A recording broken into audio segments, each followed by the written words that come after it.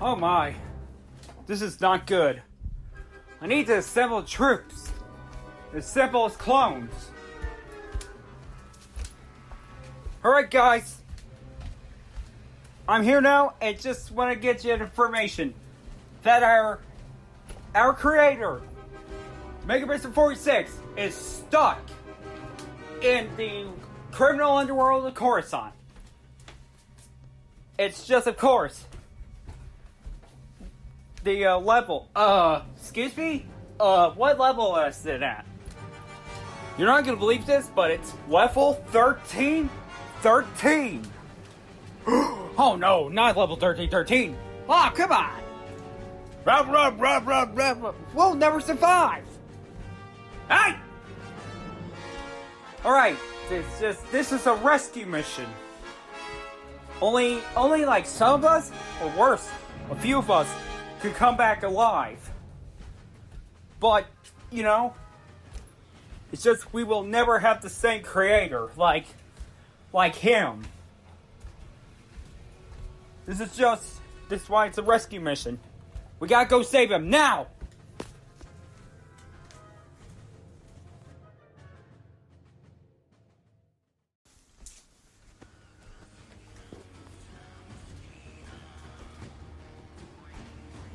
Everyone, this is the transmission from Mr. 46 Pokemon Amateur, which is me, his clone, his number one clone, his second in command.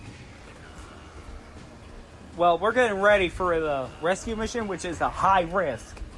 I hope he won't be mad that we're going to be using his clones, that I'm using his clones, because this is a dangerous mission that we're gonna do. However, but like I say, only if most of us, or worse, a few of us, but even worse, only me can make it back.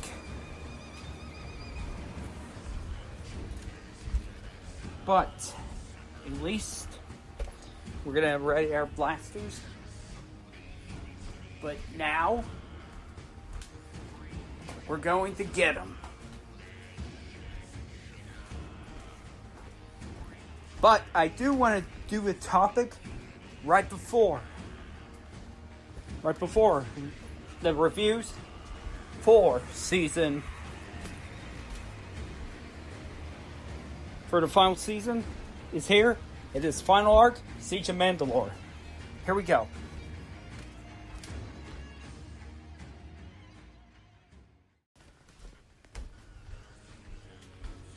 Okay, guys. We, of course, have a new galaxy of heroes introduced. And this one is, of course, the Mandalorian.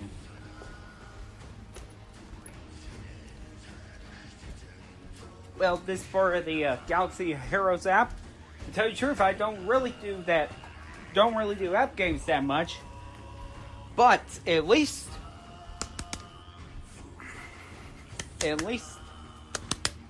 this guy does.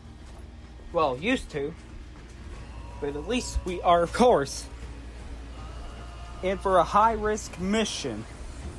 That some of us may never come back. But although I do have free time to discuss, as we know that the Mandalorian has the weapons.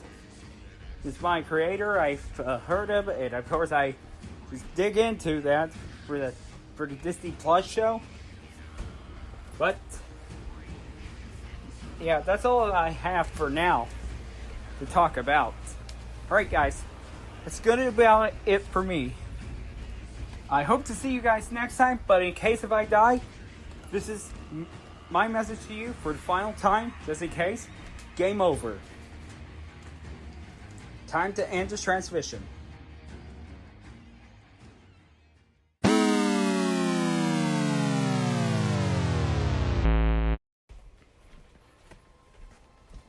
Hey guys, I just really hoped you're gonna enjoy the mini drama of how am I gonna survive the criminal underworld?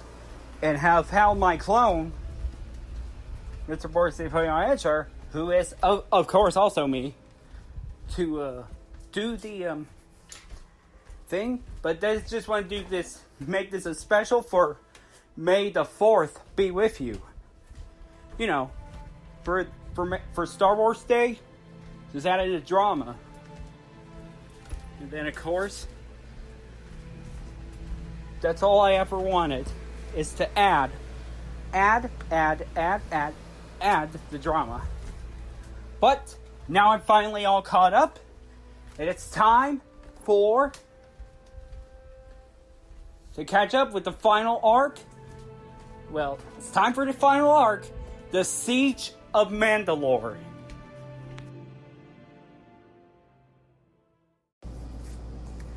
I got done watching part 1 of Siege of Mandalore. Old friends, not forgotten.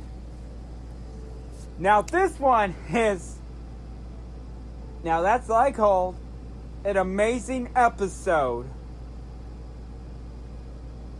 But of course, with the return of Ahsoka to Anakin and Obi-Wan, who of course didn't. And I love the connection of... Yeah, but this episode is also involved Episode 3, Revenge of the Sith. It's connected to the Star Wars prequel. The best Star Wars prequel film, Revenge of the Sith. So, yeah, that one is the most epic. I wouldn't say most epic. It's an amazing episode. Because the 501st, half of the 501st has become Ahsoka's battalion. But as they're on the mission to Mandalore, as requested by Bo-Katan Kryze. Yep. Yeah, it's going against the Ahsoka's army and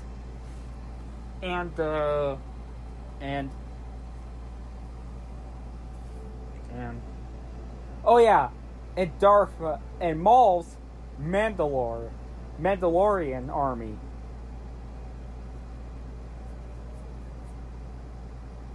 Yeah, I can't wait to see how the rest ends. And now we're gonna go to a full-on review.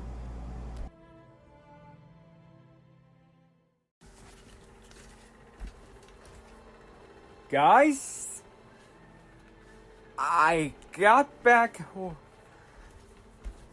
from watching The Phantom Apprentice,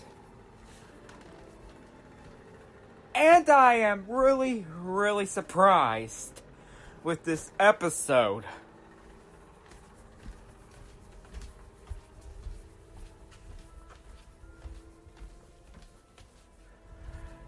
And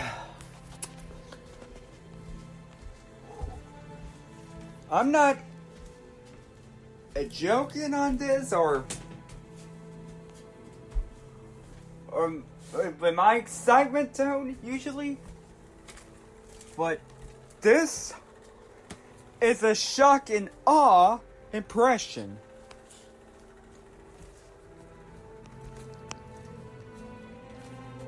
Guys,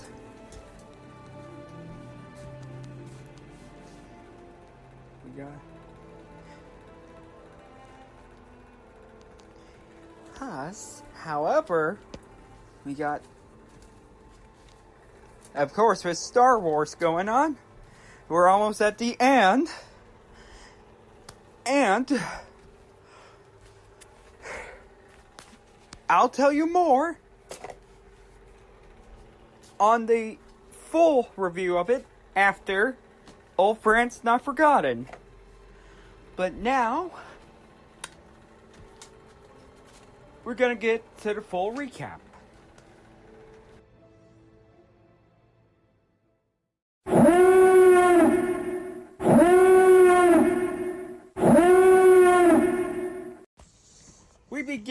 episode with, of course, the same thing with, of course.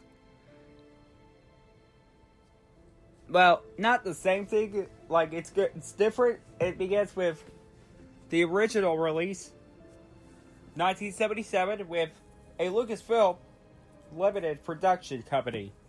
Same from 1977, because I wasn't born yet till 1993.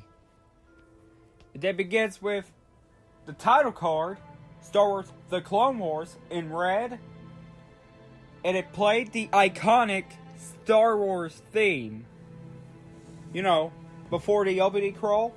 There was no moral of the lesson. Also, there is no opening crawl either.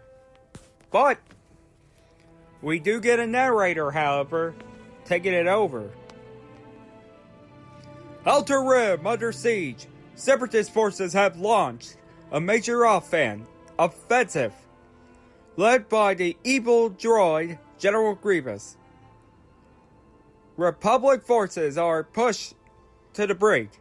In response to this overwhelming attack, the Jedi Council has dispatched its generals, setting a bar from the world's core words to bolster the beleaguered clones.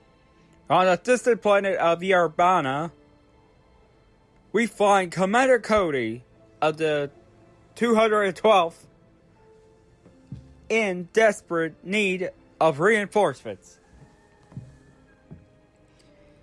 And yes, we begin, of course, with the narrator who already explained that, which I already did, with suffering major losses. In response, they dispatched their generals.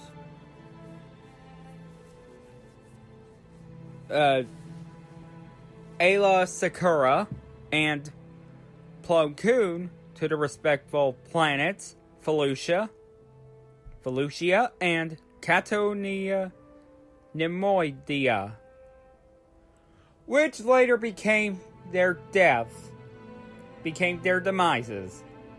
Well, no spoiler on that, but if you've seen Revenge of the Sith, I witnessed Order 66. But later at Yarbana, the Separatist droids, Tri-Fighters, and artillery are surrendering clone Z-95 headhunters and LAAT gunships,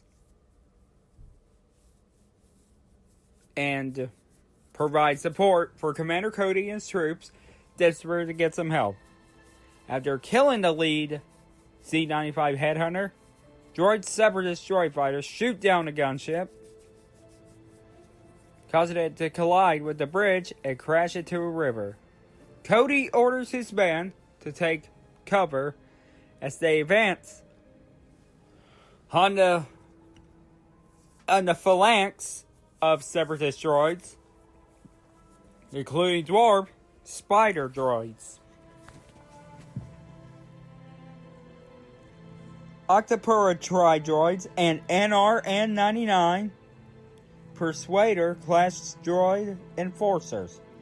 Many clone troopers are killed during the charge of the enemy line. A missile closes in to Cody. However, in the last minute, Jedi General Obi-Wan Kenobi jumps and uses lightsaber to deflect the blast. He tells Cody to get down before deflecting a laser blast back to the Separatist droid, causing an explosion. The clone troopers fall back. Once Kenobi and Cody have regrouped, Cody informs the Jedi General that his forces have been unable to locate the tactical droid because he is staying outside. Obi-Wan asks where Anakin Skywalker is. You know, the Jedi Knight responds that he is right there. appearing behind them. When Skywalker asks what they are doing down there, Kenobi tells him to take cover and to get down. But Anakin, however, doesn't feel intimidated. Because he's the intimidator, just like the late Dale Earnhardt. And no, guys, I'm not joking on this. He really is like the intimidator. And that's Dale Earnhardt Sr.'s nickname. Is like to intimidate everyone. By thousands of droids they are facing. Kenobi asks Skywalker what he's up to, where Rex is. Anakin replies to have finished their battles and decide to come and help Kenobi and Cody's forces. Kenobi thinks that Skywalker is overdoing it. Skywalker responds that he could come and hide with him and let the people in the city suffer long enough, or they could help them with the plan. And Obi-Wan agrees with, of course, the second plan. Anakin tells Obi-Wan to stay right after Obi-Wan asked. And then we see R2, of course. When Anakin, of course, watching, and then told Rex to hold down any longer. But although Anakin offers his surrender to the tactical droid,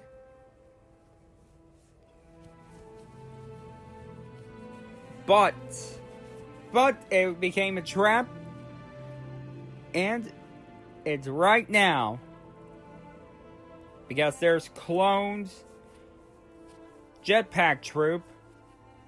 There's the jet troopers attacking the separatist droids, destroying them with explosive and laser fires. They also plant explosives on the tri droids. And a Desiree Kenobi allows Commander Cody and his troops to join the battle. Thus, it's a major victory for the outnumbered Republic Army. But after their victory, they were interrupted with Admiral Yarlin, voiced by Tom Kane, in a comlink, and received contact with Fulcrum, which Anakin thinks it's Saw Gerrera. And on Darren, the siege on Darren must have taken turn for the worse, but the Admiral clarifies that it was not Saw Gerrera, and that they returned to the gunship, where they, of course, get a message from Ahsoka Tano. And Anakin was really shocked. But then later, of course, meets with Anakin, Obi-Wan, and R2. But before I get to that, Bo-Katan Kryze does just tell them that where the rogue Sith, Lord Maul, also the crime lord of the crime syndicate, Crimson Dawn, says that if they move swiftly, they can capture him. Later in the hangar, Skywalker, with Kenobi and R2, meeting with Ahsoka,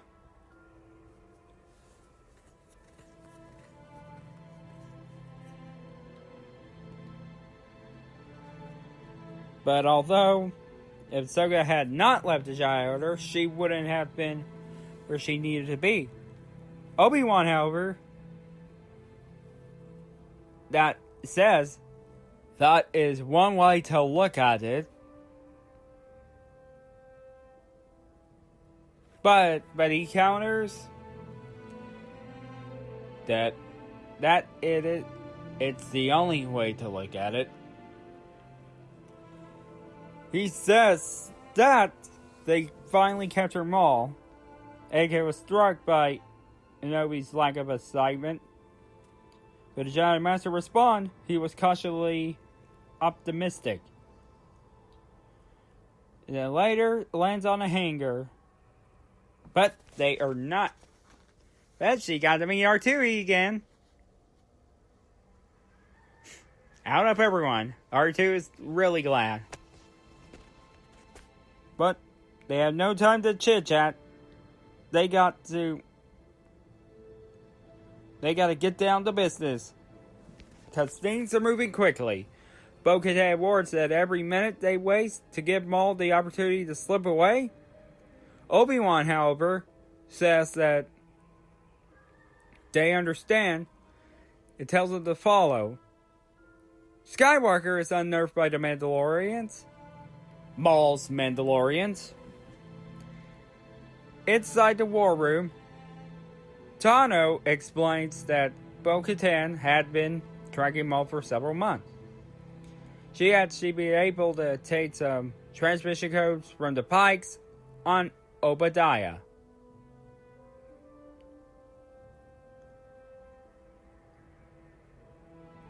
And when Anakin asked her what she was doing at Obadiah, let's see. She was part of the ARC, the Martez sisters' bogus journey. Of course, trying to get the spies. Because Raza is, of course, trying to get the credits. But then, however, just taking some things, And Ahsoka got held prisoner, along with the Martez sisters. That's my explanation, but Ahsoka replies with, it's a long story, and it's not really relevant now. Bo-Katan explains that Maul is in the Mandalorian city of Sundari. Yeah, it kind of sounds like a car name. And then, of course,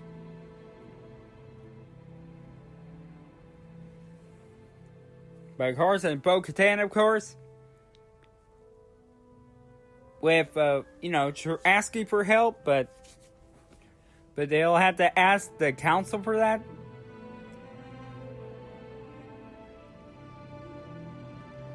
And then, of course, saying there is no time.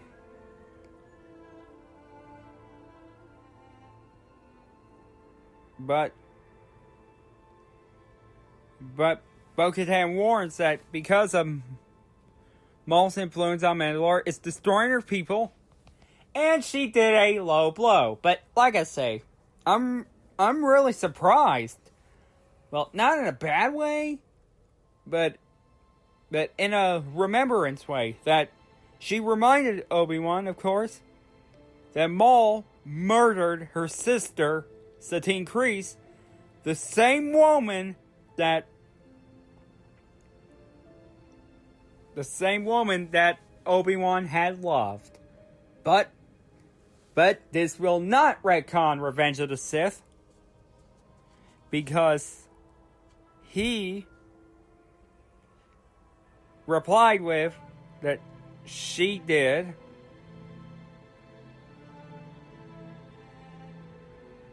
And of course, and still does, when referencing, of course, the former Duchess Satine. But although he did reply, of course, will not let his own feelings could cloud his judgments. And leave the matter soon. Exit the war room. And then Bo-Katan say this is a waste of time.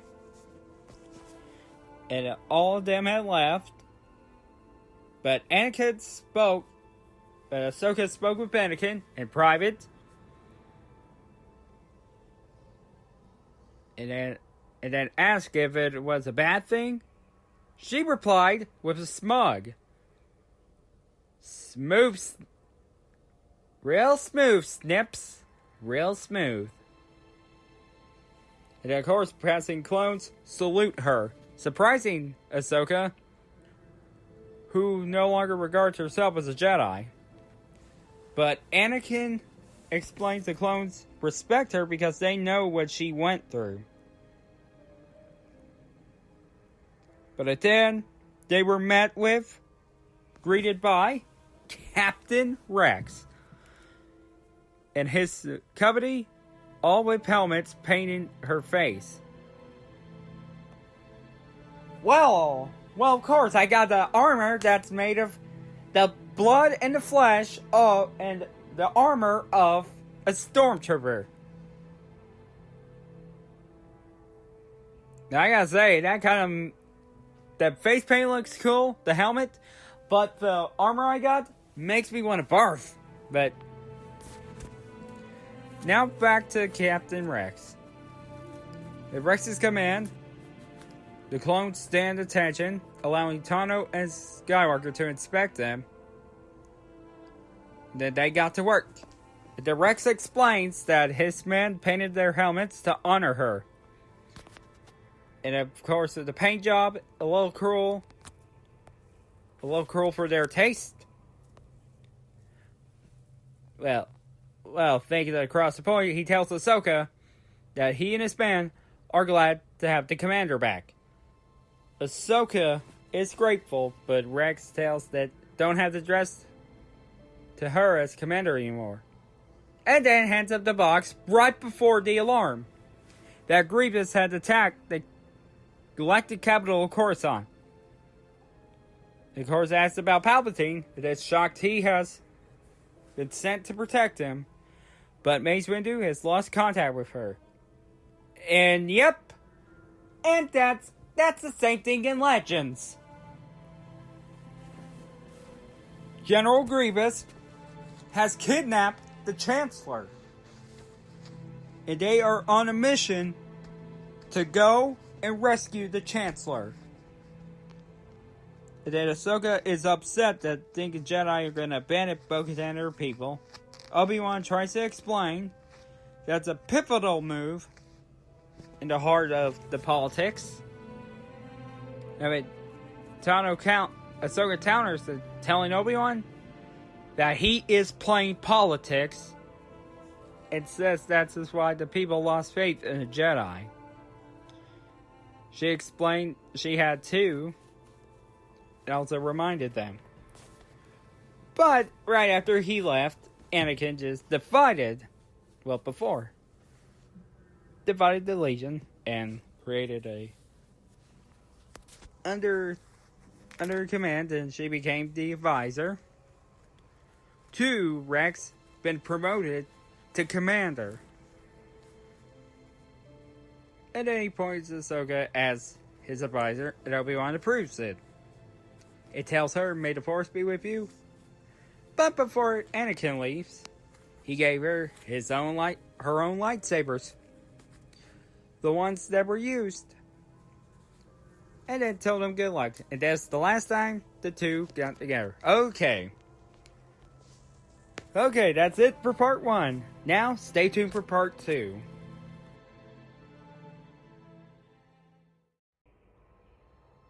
Alright guys, now we're back with part 2. Now, this is a long read, so this is a long one, so here we go.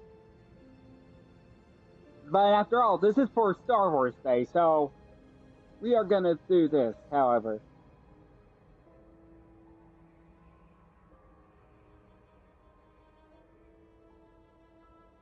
capturing the made planfall the LAAT carriers, spraying the ATTE walkers descending to Mandalore's atmosphere with squadrons of Republic starfighters, a small fleet of Star Destroyers wait in orbit,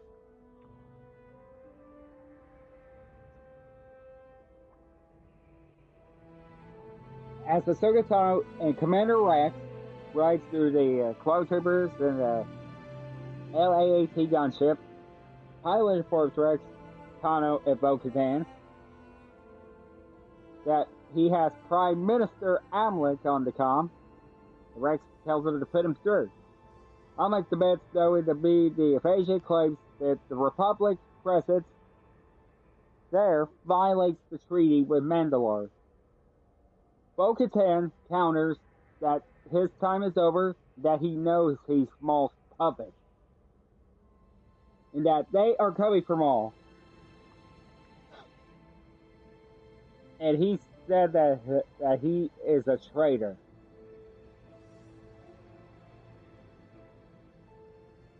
And she responds with, fine with that. Well, so to the remark saying she is nothing like her sister. And later at the Sundari royal palace, the Prime Minister orders Gar Saxon, yes, the same villain from, of course, from Rebels. The last time we saw him was in the Sabine arc, where she was looking for her family, and then he gets defeated. And attacks and tells Rook tasked to inform the syndicate of the invasion. As the Rook leaves, Saxon tells Almec that it has been a while since they have been involved in the fight like this, and asks if he's ready. The gunships and starfighters descend on the Sundari. Aboard the lead gunship, Bo-Katan asks Ursa Wren, if she can confirm the target's location. And she can only confirm that Maul has not left the city, then attempts to track him down. Have been blocked. She adds that Saxon is already scrambling his forces. Just then, the pilot informs them that they have encountered hostiles, and another gunship is down. But although they have a course with everything, although Rex apologized to Ahsoka for not bringing his jetpack once they are about to go down. But Ahsoka replied that don't need one. He doesn't have a friendly competition. See who can get down there first. It jumps onto the gunship and rescues the pilot, allowing him to bail out. After jumping his frigate gunship, he lands on the platform and faces several Almec Mandalorian warriors. And then, of course, and drives them away. But Rex turns up. She finally got there first, saying, I was first. The Rex just said with a chuckle. Some things never change. But now back to the action. The clone troopers were battling Almec's Mandalorians in streets of Sundari. Saxon informs the Prime Minister that the Republic forces have already taken the docks and are closing into his position. Almec orders him to retreat to the Undercity. Saxon and Rook lead their warriors to Undercity, allowing Bo-Katan and her forces to capture the Upper City. Though they haven't encountered Maul yet, Bo-Katan warns Ahsoka and Rex that they can't withstand the long siege. Bo-Katan intends to go to the throne room to confront Almec and task Kano with fighting Maul. She and her warriors then jet off. Ahsoka tells Rex to support Ursa at the docks to ensure that Maul doesn't escape. Rex says that everything plays into Maul's hands. Captain Vaughn then informs Rex that have encountered something. Kano travels to meet Vaughn's forces at the access point to the Undercity. He tells Ahsoka that they had pursued Gar Saxon, who had fled to the sewers. Wait, what? The sewers? Ew! The sewers! Ahsoka asks if they could lead outside the city. Leads the clone trooper inside. Meanwhile, in the throne room, Ruth informs Almec that the Jedi have sighted the entering the lower city. Almec says that it is just their Lord predicted. Just then, Bo-Katan and her warriors forces their way into the throne room, engage Almec's guards in a gun battle. Bo-Katan finds with the Prime Minister in hand-to-hand combat and then subdue him. As she demands where Maul is. Of course, the real reason, because he had the battle. Of course, told him that I want to bring her a Jedi, but she brought the wrong one. The Bo-Katan tried to warn Ahsoka as she's walking in a trap. Well, back to the sewers, well, Rook Cass and her warriors are waiting for them.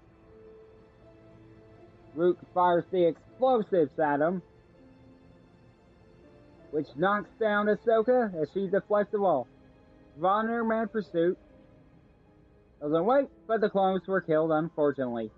Rushes to the dying Vaughn and hold his hand. He apologized to his commander and forced them coming to his room. Wait, his commander? Commander Rex? Or, wait. Earlier, Ahsoka's no longer commander as Obi-Wan to. Now she's an advisor to Rex. Ahsoka finds herself surrounded in Saxon's warriors and Maul. He draws the lightsaber. Maul tells her that he was hoping for Kenobi, and that's what she's doing here. And then we get to the credits. And of course, just like with the episode of, episode with, oh yeah, one after Kanan dies, absolute silence. No recurring credits music, or the Ahsoka leaving the Order, or Yoda talking about his trials to Obi-Wan Kenobi and Mace Windu. Music on the credits, just absolute silence. That is all.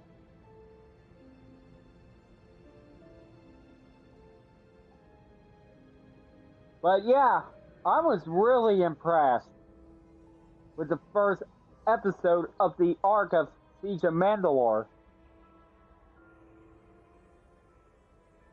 But, however, we got three more to go before the show is done. The next one is The Phantom Apprentice, which is going to come this Friday. The next Friday is Shattered And then we're gonna finish out with, of course, well, we got 3 more. Shadow Apprentice, the Phantom Apprentice, and then Shattered, and then finally, this Victory,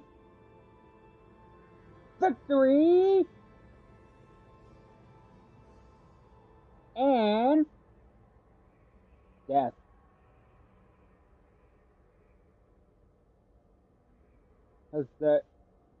Is an event. And of course, that's where it's all going to come to an end. And the reason it will come to an end is a result of victory and the death of the Jedi Order. The next is the Phantom Apprentice.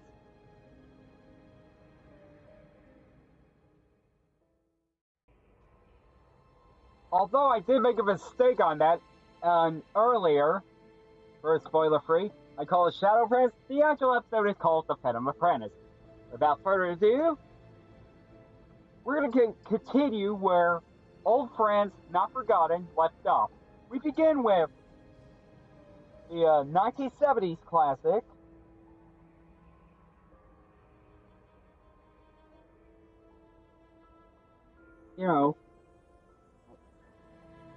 at the Siege of Mandalore, where Ahsoka gets cornered. But then, the title cards and the music's different, it just fades in. And then, click blackout. And then, part 2, The Phantom Apprentice. Of this final arc, unlike the first part, there is no narrator this time. And we begin at the undercity of Sundari. Ahsoka Tano is surrounded by Mandalorian super commandos. As Maul steps from the shadows, he knows her name, although it's not familiar to him. But Ahsoka, however, does know him. They have mutual friends. It activates a beacon, alert Rex and his squad to her location. As they enter the tunnels to trace her signal, Maul continues, and Ahsoka telling Ahsoka that Obi-Wan Kenobi would have been the one to search for him. Perhaps bring along his royal fall, but although not yet. But although, if you're new to this, if you guys are, but I don't want to give it away. And then so gonna say that, of course, Kenobi and Anakin have more important engagement. And that, of course, is the rescue of the Chancellor. But although, of course, begin the fight, because the cavalry hasn't arrived. But Maul says not yet. They use the Force to use Rex to throw at Ahsoka. And don't worry, they're okay. A Phantom Menace, indeed. Wait, really? A Phantom Menace? This is why it's called the Monday Menace. And the movie is called The Phantom Menace. Not a Phantom Menace, The Phantom Menace. Later in the throne room of the Royal Palace, Bo-Katan Kryze, Ahsoka, and Rex brief Obi-Wan via hologram, who is, of course, at Utapau. Well, yeah, it looks like Utapau, but is it Utapau? We're gonna have to go find out. there was a small firefight in Sector 11, but the clones have proven effective. However, they need to capture Maul quickly before he can unveil their victory and escape. Ahsoka tells them that Maul mentioned a name, Darth Sidious. And Bo-Katan requires to know who that is. Yeah, I agree with the revealed suspicion. Explained that Darth Sidious is the Sith Lord who orchestrated the Clone Wars and manipulated both sides from the beginning. He says that he first learned the name from the Confederate head of state, Count Dooku. But unfortunately for Dooku, in case if you all watched Revenge of the Sith, you all know what happened. But if you guys are not if you guys watched this, but skipped out on Revenge of the Sith, Anakin had chopped off both of his hands, and then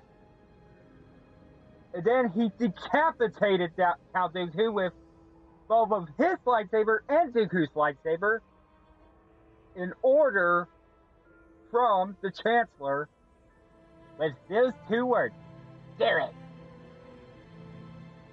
Do it." Yeah.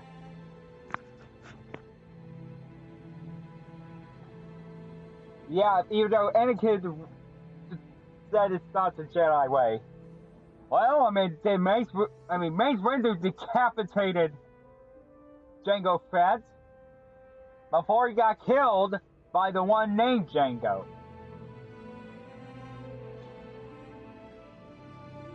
And then he says, of course, however, he could suggest they could capture Maul. Maybe he'll reveal the Sidious' true identity. Ahsoka asks for more men, but unfortunately they are unable to travel. And as they assist them, as the council tasks them with locating and destroy General Grievous. The current head state on Utapau. Well, of course, Dooku. Because Dooku had failed. But Grievous is soon going to fall. But hey, I wonder if that's gonna happen. I wonder what who Ahsoka's gonna contact next. Anakin, she already did Obi-Wan, Mace Windu, Kit Fisto, with the Chancellor, who is of course Darth. We all know. Ahsoka requires Anakin that Anakin can assist her capturing Maul, but yes, Anakin is unavailable. The council has tasked him to close observably to the Chancellor and his movement. But yes. Even of course Obi-Wan has the tensions with the council too.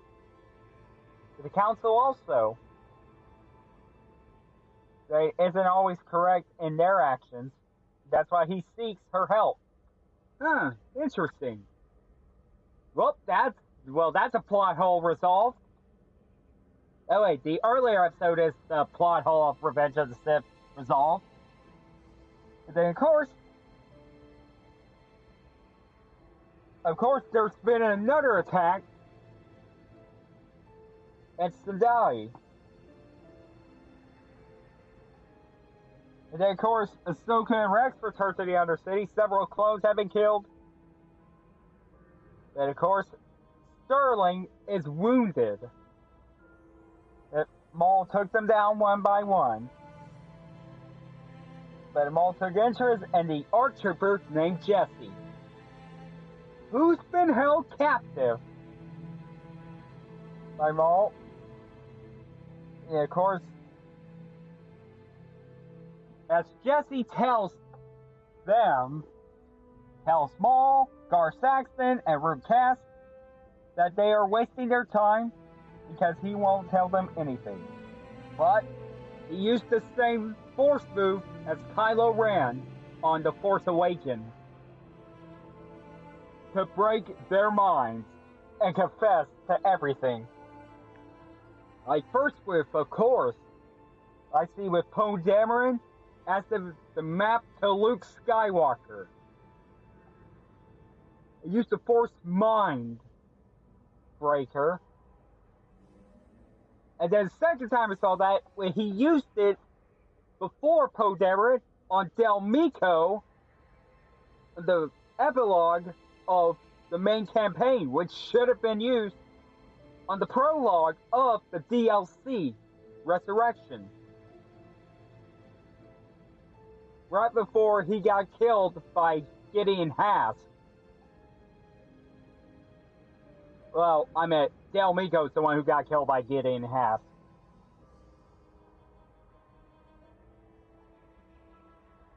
And then, of course, Almec is being held prisoner with Bo-Katan, Ahsoka, and Commander Rex meet the captive former Prime Minister.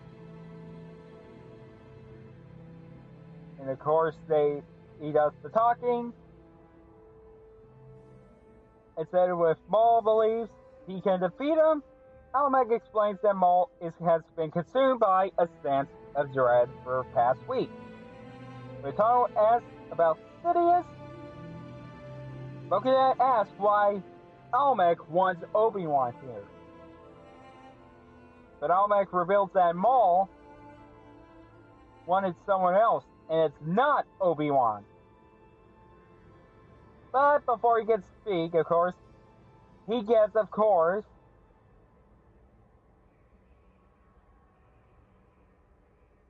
gunned down by Gar Saxon. By Saxon. While Bo-Katan pursues him, Almec says in his last breath, who Maul actually wanted all along, the one he called Skywalker, and then he collapsed. But then, of course, there was a fight, and then, of course, down to the elevator shaft, and the two fight on top of the lift.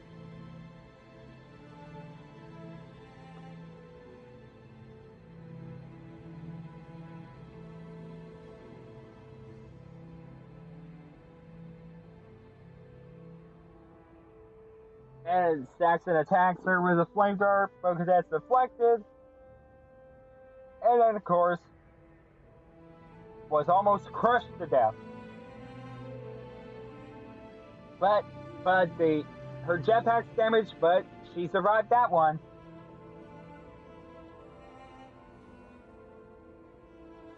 And one of her warriors and the clone trooper, of course, got it out. But while preparing for war, back at the den, we see Mark Krim, Titan Moj, and Dryden Voss to go into hiding. Although he was not too pleased. And Maul, of course, admitted that he and Dooku both were one step behind Sidious.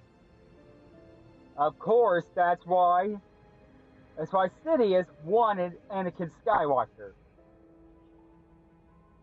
But we're not on that part yet. With the Jedi Purge yet.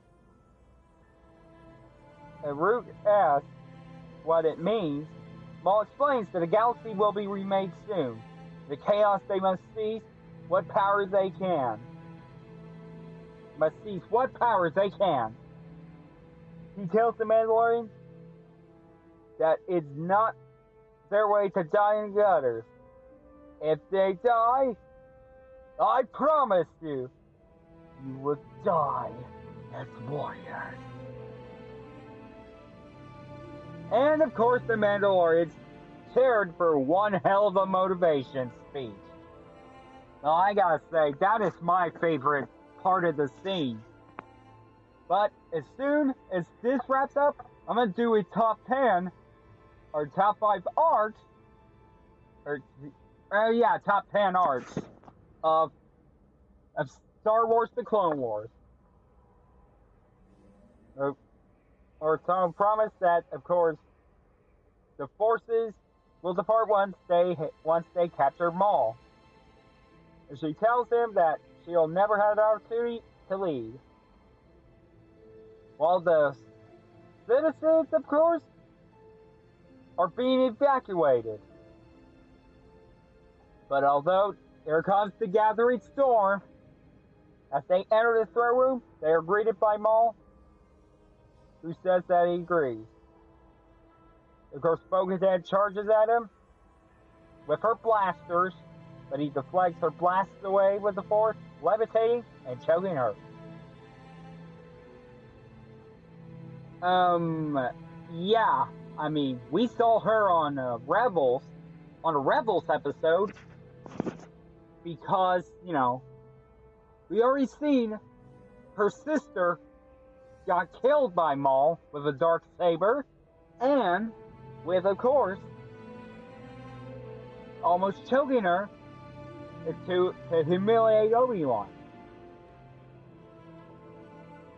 As showing good faith, Maul returns Commander Arms Jesse, and he apologized to Ahsoka for telling him everything.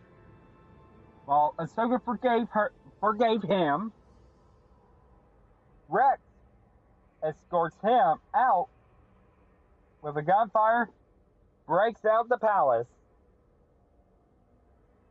And of course, I still got enough time to do the thing.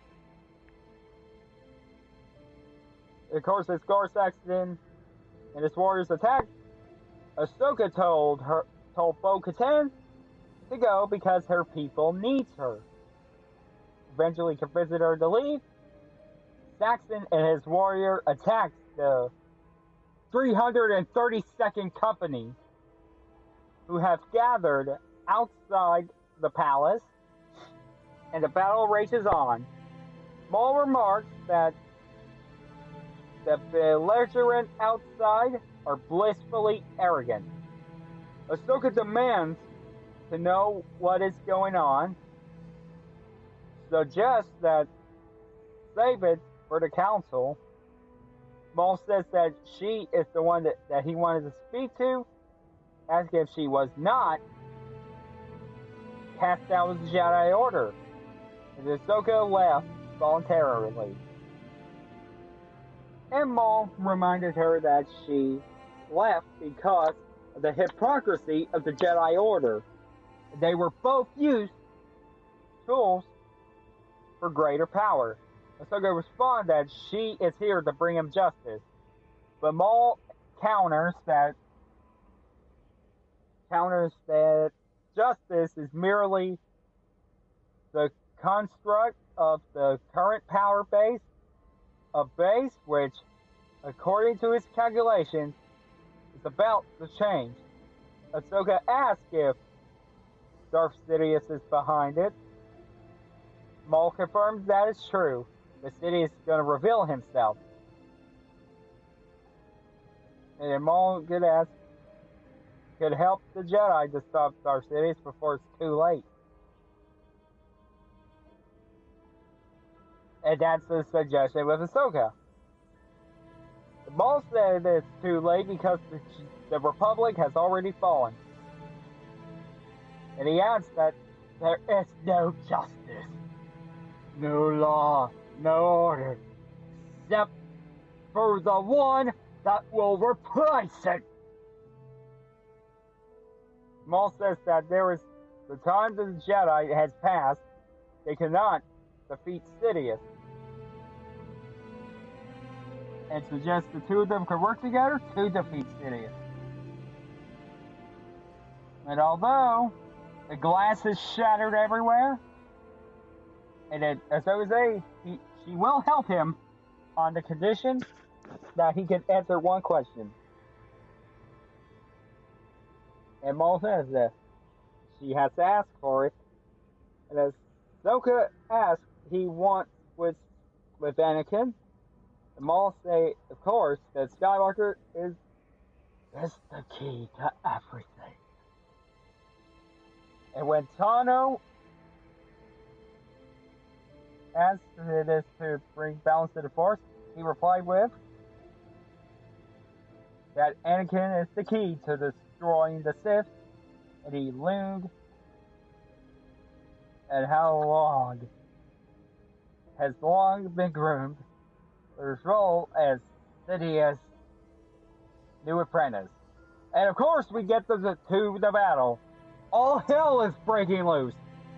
You got the Maul's Mandalore, and you got Bo-Katan's Mandalore, and the 332nd Company fighting, and now you got a lightsaber fight. I mean, I'm just surprised to see this. I mean, this is more epic than the Lord of the Rings battle. More epic than the Deathly Hallows Part 2. And then, of course, more epic than the Battle of the Bastards battle from Game of Thrones Season 6. Right before the end of Season 8 destroyed the whole thing. But this one was a make or break, but this one is son of a gun. It's late, but they freaking made it. This is more epic than those battles put together. And of course, and Ahsoka drops her blade during the fight, managed to retrieve it, and it tells all about his fighting skills. And then, of course, Jackson asks for backup, but Maul declined and decides to abandon him. Well, fortunately, he's been captured. And nope, he is not getting executed, everyone, because he is the important part of Rebels. And then, of course, Maul just got the two lightsabers out. He just gave her the choice to join him or die.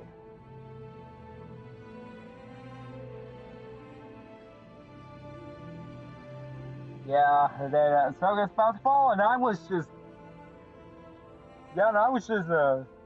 holding my breath, making sure she don't die. Yes, I know I wanted her to die. That was way before. But since her arc has been changed, I didn't want her to die. And although Eddie fallen, but she used the Force, Eddie was like throwing a fit. Like, you don't realize what you have done. You're all going to die. And of course, Rex has stunned Maul until that they'll take it from here. As the ghost ship flies away, Ahsoka's still standing at the edge of the beam, watching a cracked canopy. Yeah. This episode, everyone, just blew my mind. I'm not even kidding on this. I mean, sure, I made a few jokes, but this one is not to be joked about. It just, really blew my mind.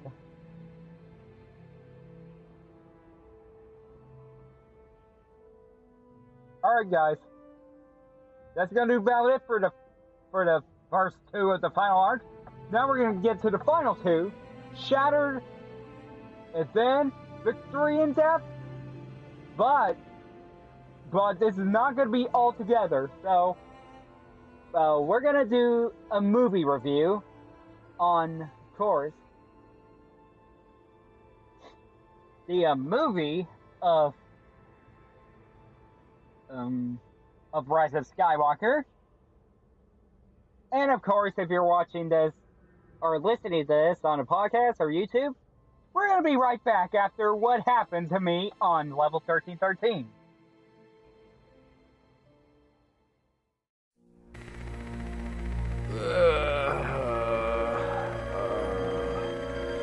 Where am I? Wait a minute. Why am I being, like, held captive? Like, are we doing a 50 Shades of Grey thing? Excuse me, but... We're from the crime syndicate. Under the Pine. And of course, we did some torturing to you because this is the criminal underworld of level 1313. Criminal? Oh yeah. I heard about this. Why? Why would you do this? Ow!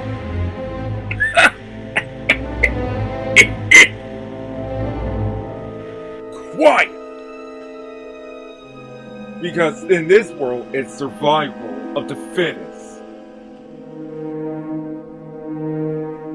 Trust no one. Or it'll get stuck!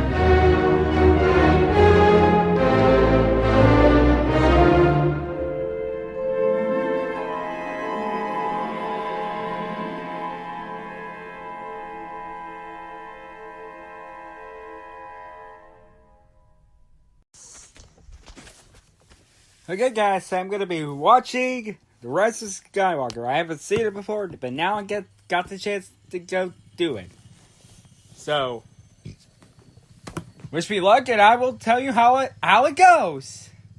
It's spoiler free, and then full on spoiler. This is a time for a break for the Clone Wars with 2 more arcs: Shattered, then Victory and Death. So I'm gonna see you guys in a little bit.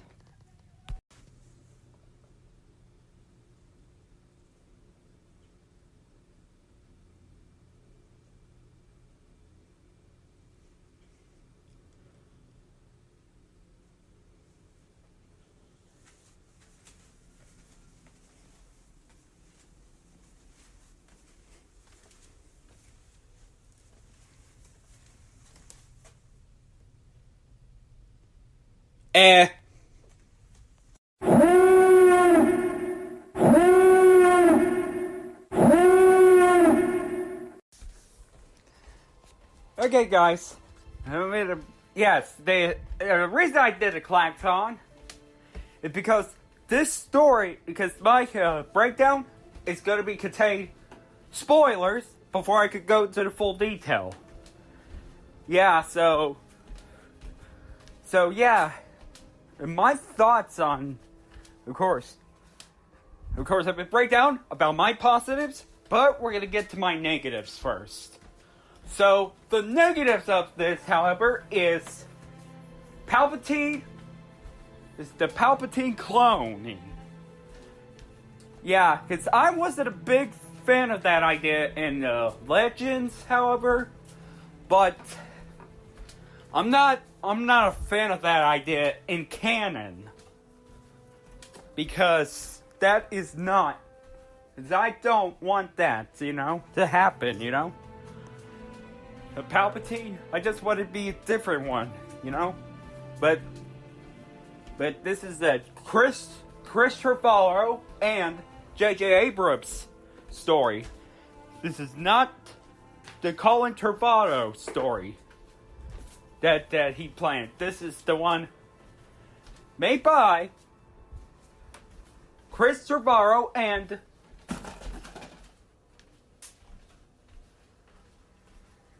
Chris Terrio and J.J. Abrams. But like I say, I'm not a fan of that idea in Legends, the Palpatine back from the dead, and I'm not a fan of that idea in canon. So, in the negatives, I did cry to this movie with Leia dead, but I didn't cry like, an emotional way, but I cried because that is kind of a disrespectful way to end Leia's story. But in Colin Trevorrow's idea was of course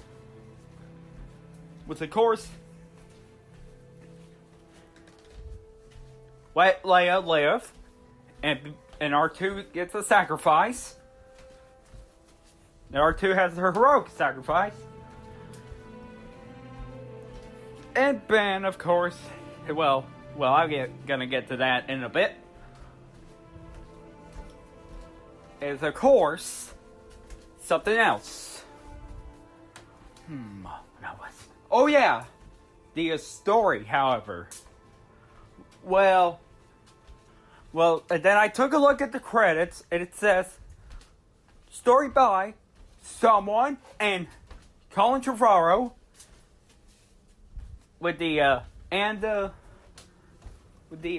symbol mark, followed by the letters and, underneath, Chris Terrio and J.J. Abrams. So, yeah, and I did take a look at the concept art. Yeah. Of course, however, it's just, meh. Yeah, that's the reason I say, eh. There's some things I liked. But this is one of the things I don't like. And speaking of, is of course the there's more I would like to talk about, but this one, of course, is why did they? Of course, it's the reveal of being a mole. General Hux's end. Now, this one, of course, was a mole. I was like, yeah, as I was just, Samson, of course. And the reason, I don't mind him being a mole, but of course, the mole of the spy of the First Order. And then he was killed by General Pride. And I was like, really? Like, what? But then I took a look at Colin Trevorrow's concept of how Hux Menace-Siege committed Sudoku. He committed Sudoku by using Mace Windu's lightsaber. When he's on the verge of losing a war, General Hux, on Colin Trevorrow's concept, committed suicide, Japanese style. Now that's dying with honor. But J.J. Abrams and the Hux, Menace-Siege, of course, I did not like that idea. Getting killed with a blaster.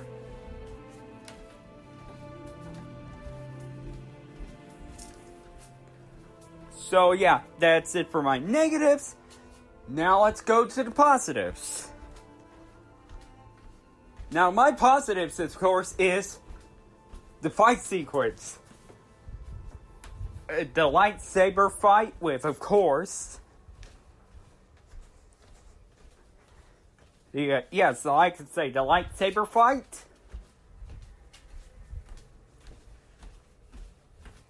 It's with the duel between Kylo Ren and Rey. Of course. Well, right before Leia did the damnest thing ever. Well, okay, it was under the President's idea, however, but like I say, this is the damnest thing they ever had done.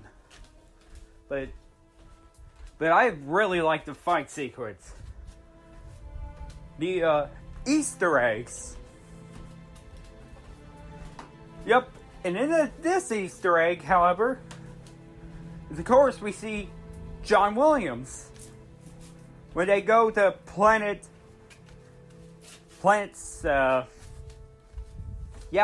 the planets that Zuri was in.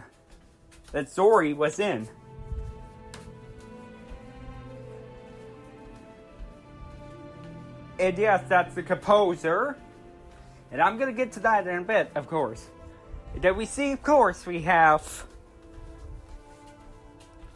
the Force is speaking, like, with Obi-Wan Kenobi, played by Ewan McGregor. And we see Ayla Secura. And we got Qui-Gon, Mace Windu, Anakin Skywalker, and, the other female I didn't know about, but the one female Jedi that I know and formerly hated until the arc. Now she is the female Jedi that I know and serially loved. Ahsoka Tano. Because I am glad to hear Ahsoka's voice again. Even though, yes, she was, my hated character until one arc grew on me. Which I'm going to be doing a countdown very soon after this ends. And of course, the music. Yes, I loved the music, to be honest, because this is John Williams, and there were some connections to the music involving Leia, and of course, we also have, and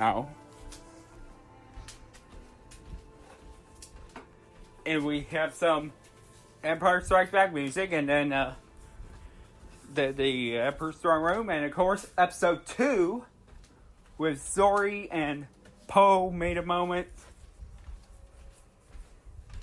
And it's just that thing, and it's just how it looks like. And yeah, but if anyone wants to say bad about me, I mean, that's fine. And of course, the training montage, however, I really like the way how Luke is training his sister with Leia. Then we see the young Luke. Okay, not that bad, but that's on my neck. But I'll get to the funny side in a bit with the full breakdown. But alright guys, like I say, the details, I mean, if you haven't watched Rise of Skywalker, well, I wouldn't say do so now, but, like on the Clone Wars, but, I mean, if you want to, that's fine. But if you refuse to watch it and want the full breakdown, go on right ahead. Because I'm going to give y'all guys a full breakdown.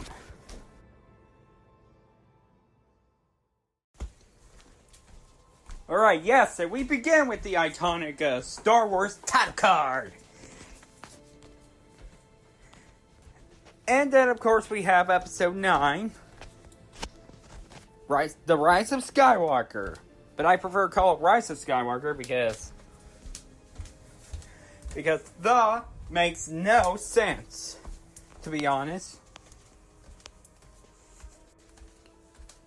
The Rise of Skywalker. Yeah, I really hate it when they say Episode 9. I know it's Episode 9, but they stopped using episodes, but,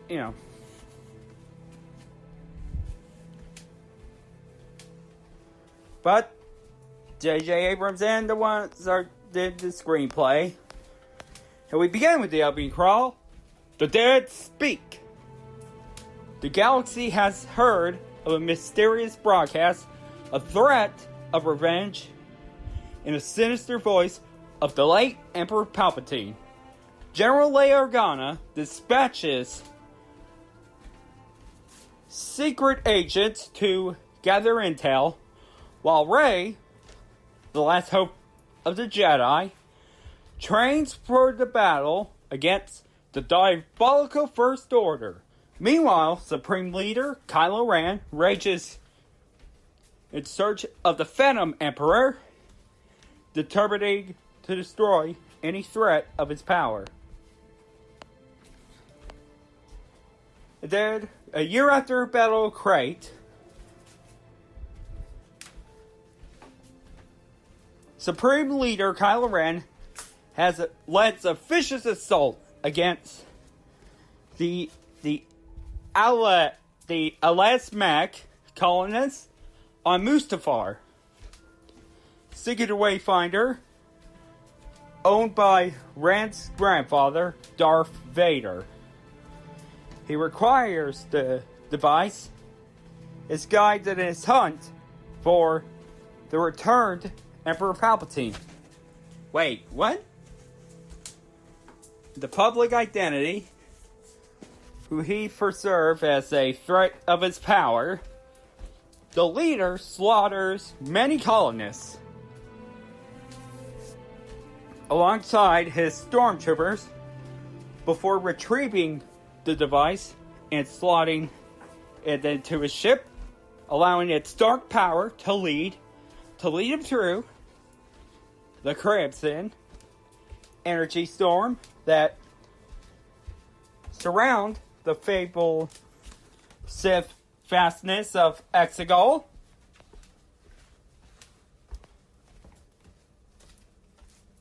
And of course, he ignites his blade while entering Vast Chamber War of Sith Legends.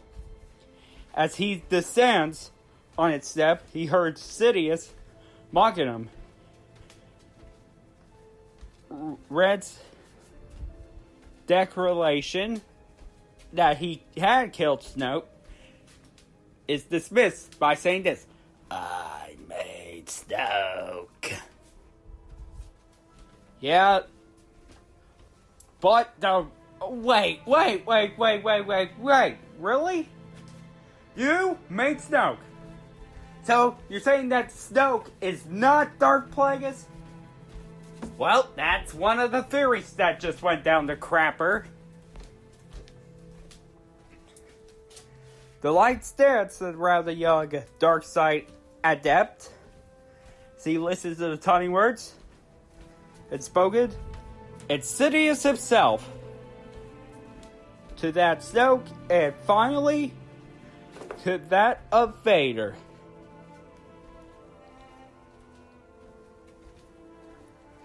I've been here. I have been every voice you have ever had inside your head.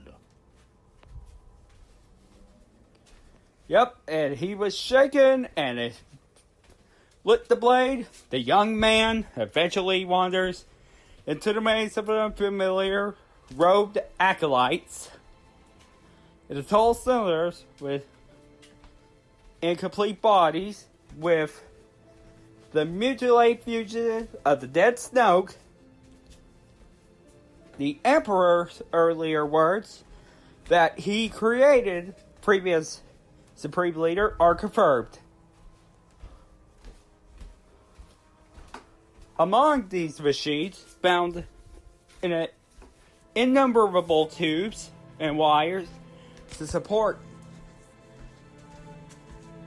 to the machines of support and sustenance. Of course, Red laces his blade, and of course, stays his hand. And of course, it's the First Order. And of course, the dark side coming in. Ren asks Sidious, "What would you give me?" And the Dark Lord replies simply, everything. In service, the ice cracks and yields as the innumerable Star Destroyers ascend from the frozen sea to the temperate sky. With this, he's obviously smiling, offering the final order, commanding in exchange of Ren killing Rey, and the Jedi Order. In the act, becoming not what his legendary grandfather could not. So the young man will take his place as Emperor when the Resistance end. However, he also issues a warning that Rey is not who he expects. Meanwhile, however, on the Millennium Falcon, ex-Stormtrooper Finn, a Resistance pilot, Poe Dameron engaged the Wookiee Chewbacca in a tense game of the Jarek. Oh yeah, the Jarek is like a chess of some sort. That the Wookiee takes some time considering the next move. The hero poses jokingly that he might be cheating, but that implication had pissed off Chewie. And then, of course, we see Cloud, a Resistance technician.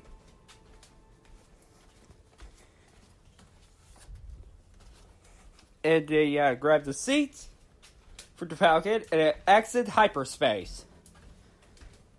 And then, of course, the Obsidian Bulio, like Julio, it tells them about a spy and gives them a message that formed a data coder, ordering them to give it to Leia. Finn proceeds to insert the message into R2. And then there are some squadrons. And before they go, Bulio has to tell Finn to win the war before head off. And of course they were in a battle. Now this is one of my, I want to say my favorites. That's one of the scenes I liked. Of course. And then we have a Jedi Rise. In the jungle world of Ashin Class, which serves as the hidden base of the Resistance, Rey meditates solemnly, floating in the air alongside a number of rocks, and try to maintain. But although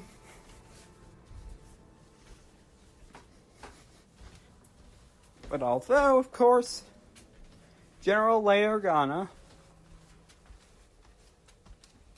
comforts the discouraged acolyte and say that nothing is impossible, that she will be able to commune with the Jedi who came before her, as she was hoping so.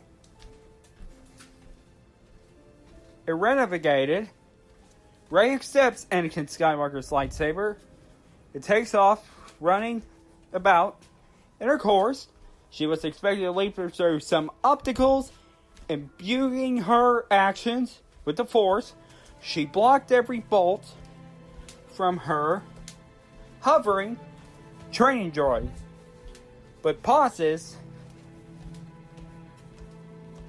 and stares as it is revealed that Kylo Ren, to whom she bound through the Force, is communing with his grandfather's helmet.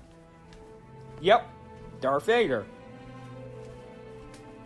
And speaking to her across the galaxy, a vision where Rey terrifies the Jedi, the ascensions of the Sith, eternal fleet above Exegol, the face of her murdered mentor and Ren's father, Han Solo.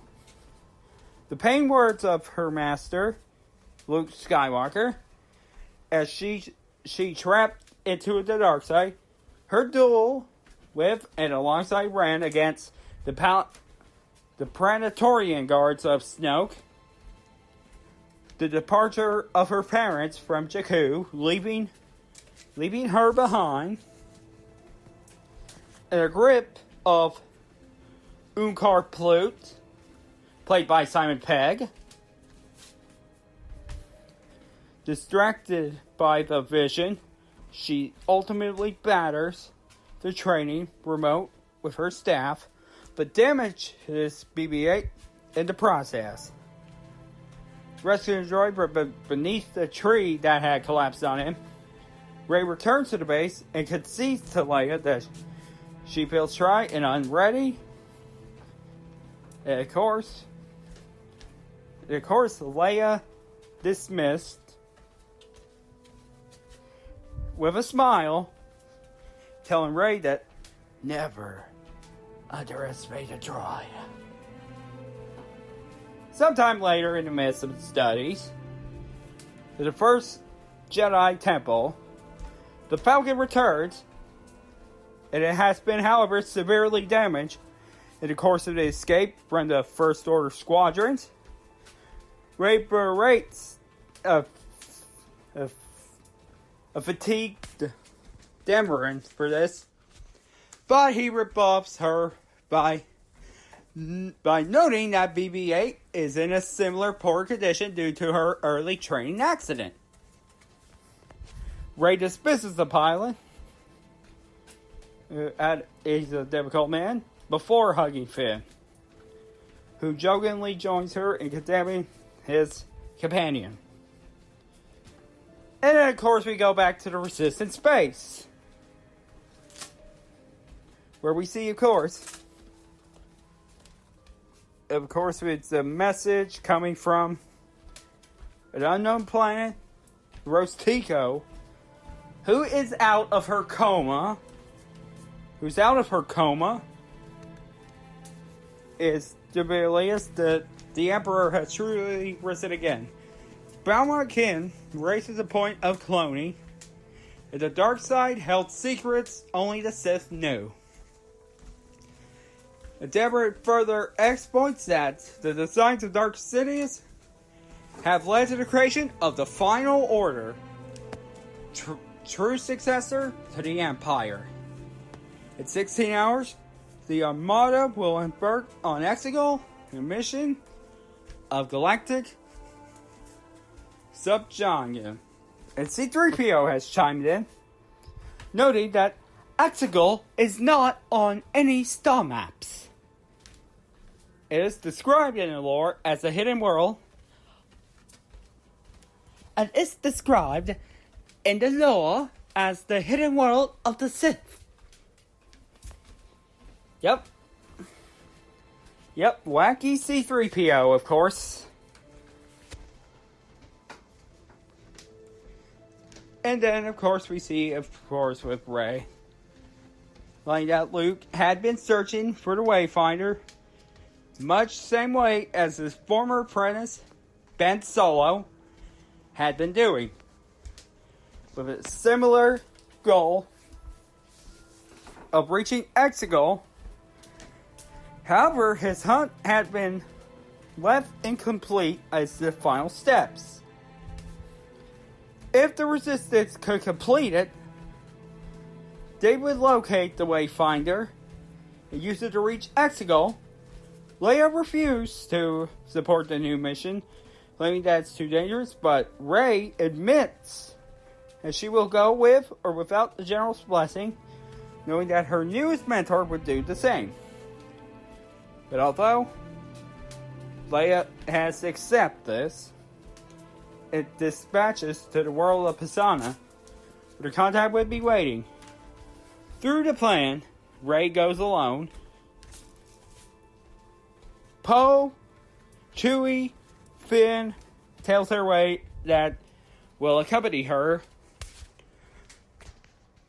But although, and they take off to the planet, of course, with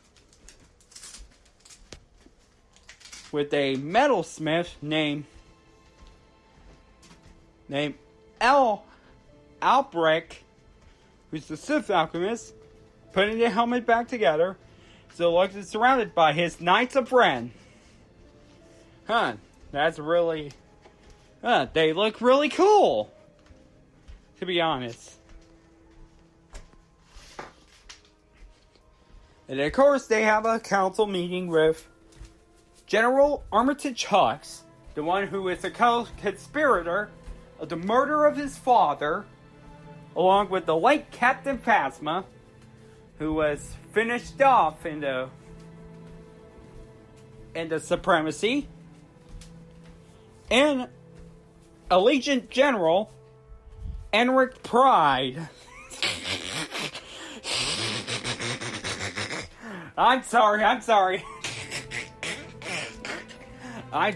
That name is so dumb. Ren, who has found...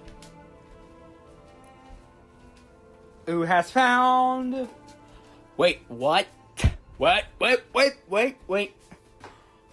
Bulio? Wait, Bulio. Wait, is he? What?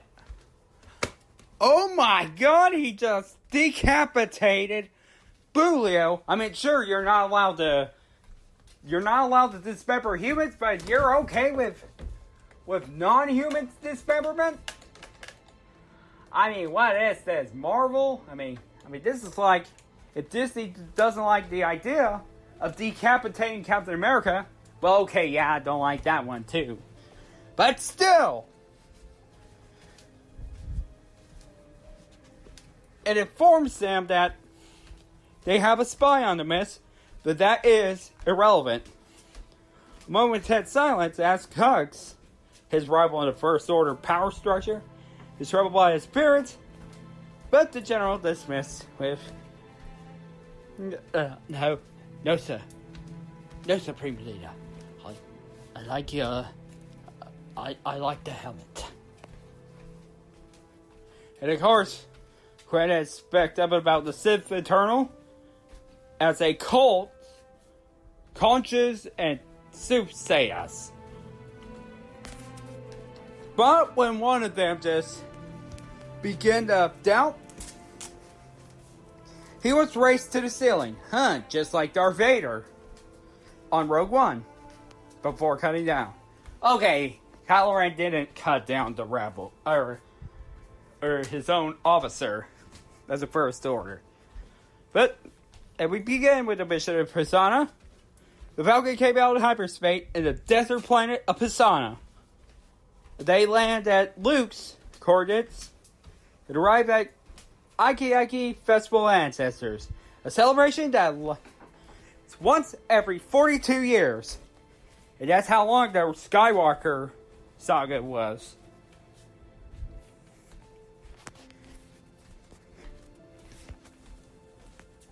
And at the moment, Kylo Ren establishes the connection through Rey. It speaks her through in former query that Palpatine wants her dead. Rey comments that he's serving another master, but the fallen Jedi dismissed this, saying that he has plans of our own. And of course, now we get to see what happened with Rey's parents. With, of course, they are hidden, and where they, of course, meet with one of the mass saviors, who is none other than Lando Calrissian, this man who destroyed the second Death Star in the Battle of Endor many years prior. He shows us a hologram of a Sith Wayfinder and explains there were two. He further reveals that he wants to accompany Luke on a mission to track a man named Aki, whom they believe held the key to one of the devices. But when they arrived, they found his ship abandoned. And of course, behind the persona, an old hero of the rebellion, the squadrons of ties, First Order drops fly over their heads, of course, with pursuit aided by jet troopers. Yeah, now this is one of my favorite scenes, the chase scene. Well, despite the dialogue. But of course, with a lot of action, and then of course, with one more going ahead. And they, of course, sends the heroes into the quicksand. And of course, they've been sank. Well, alright, movie's over, everyone. Now we can wait. It's time for another intermission. Wait, what? What do you mean there's more? Apparently, there's more. Because where we left off with our heroes, as they've fallen through into a web of caves below the surface, quickly joining up as they use the glow of Skywalker blades and Poe's flashlight to guide themselves through the confusing network of tunnels. The group eventually locates Ochi's... Wait. Oh, the remains of Ochi. Oh. The Jedi Hunter was swallowed by the sand and never escaped. Alongside his bones is a dagger that Rey sent has a dark past, while 3PO recognized that it is inscribed with the ancient language of Sith and is unable to translate due to restriction on his programming. Similar limits to the droid that this is the one time we need to talk to you. We need you to talk, and you can't. If they were apart, the team is cornered by an aggressive beast stick. If they prepare to fight the beast, but Rey notices that the serpent is injured. I mean, who done that? Harry Potter? Using force healing, Rey manages to appease the creature, which the tunnels through the rock to create an escape for the team. At the same time, reveal that a Knights of Ren has arrived on Fazan and are hunting them. The team hurries to Ochi's ship.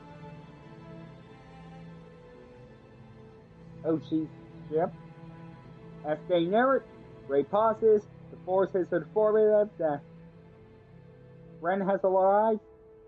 Send her friends ahead to the ship before running back to the desert to confront her nemesis. In the distance, Ren's new TIE fighter, I had the TIE dagger, roars through the sky, only to meet her welcome. Oh boy, what's up? As it nears her, Rey runs into a leap. And as the ship flies beneath her, she severs a wing with her lightsaber. It sends the ship into the tailspin, crashes into some fireball distant away.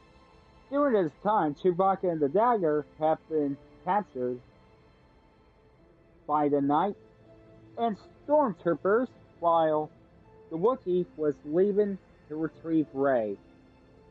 Then officers veered the ladder, forces the Wookiee onto the transport, runs to Rey to inform her on this.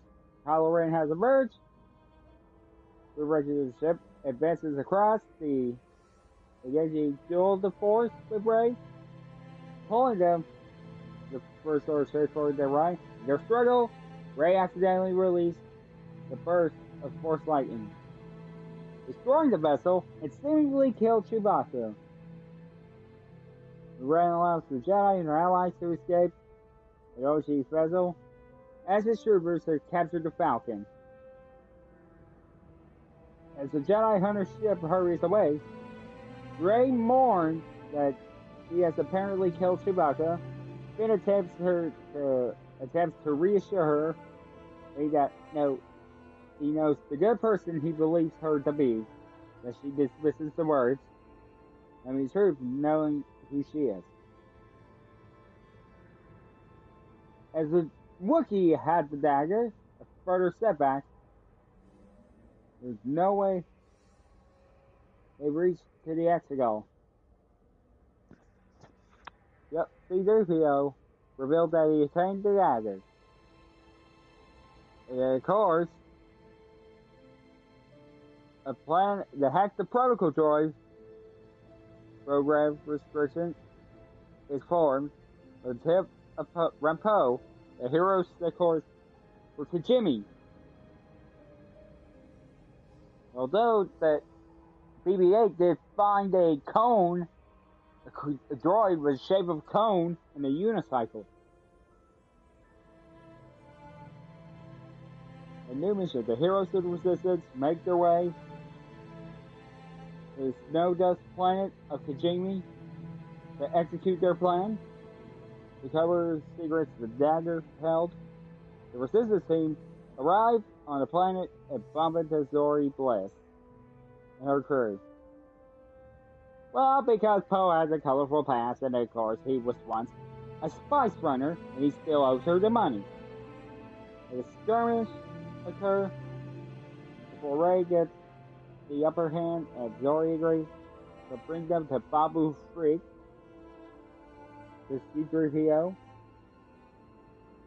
programming to read Sith language on the dagger.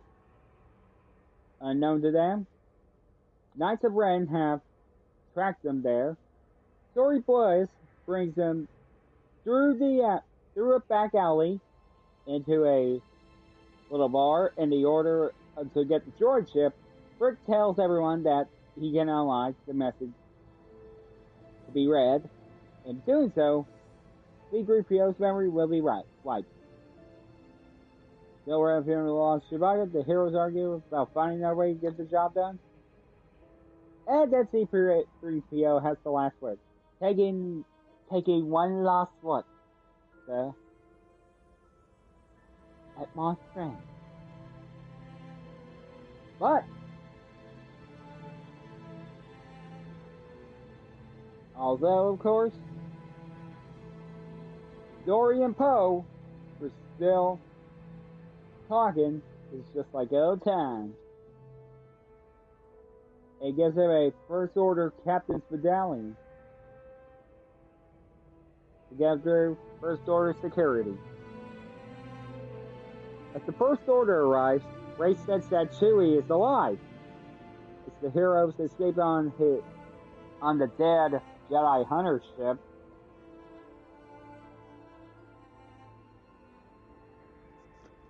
the group makes a difference. They recapture the Falcon and say Chewie. If the devices work, their ship lands without question. Rey used their mind trick to confuse the stormtroopers to find Chewbacca. And of course, their rescue attempts fail and they're all taken captive. After Poe and Finn found Chewbacca. The call on Rey is caused by the dagger. It draws her and finds and grabs Oichi's blade. But when she does, she gets a vision of what happened to her parents. And of course, they were killed in orders from the Emperor.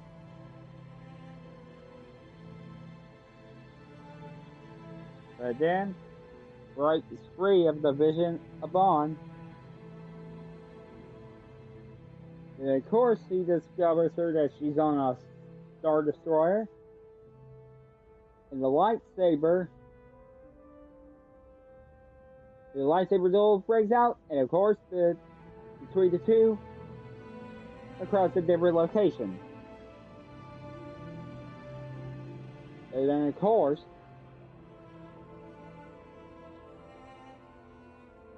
you know, that's the meaning of that. And then, of course,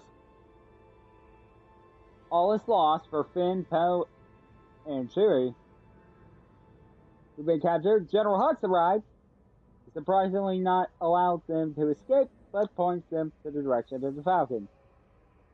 Hux was the mole within the First Order that Finn and Poe had received information from. When asked, he tells them that he's not doing this to help the Resistance, but rather he didn't want Kylo Ren to win. Ren arrives and faces off against Rey, which he reveals that he's the granddaughter of Darth Sidious, or Sith Palpatine, or the guy who is not supposed to come back from the dead.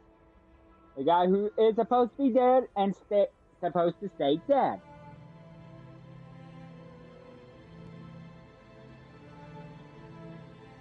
He also reveals that they are a dyad in the Force, which means two that are one in the Force. Then Kylo again offers to join them, but she refuses, escaping the Falcon. After they left, Pride kills Hux for treason against the First Order and soon control the First Order military. Wait, is that it? That's it? He got killed by a blaster? Wow, that was a waste of opportunity. And of course they got out of course. But to destroy Tajimi, it's the act of loyalty and pride can fly. Rey also tells Kylo that even though they don't have the daggers, they know where the Resistance is going because they scanned it while it was in their possession. After they left Tajimi, they're going to Kafir. The information learned from C-3PO's translation of the daggers leads to the location of a second wayfinder device, which turns out to be aboard the wreckage of the second Death Star in the ocean moon of Kafir. The team eventually meets a woman named Jannah. She heard about them from Babu Frik, and at their urgent offers to take them to the location. While fixing the Falcon defense, Jannah reveals that she was once a stormtrooper known as TC-1719,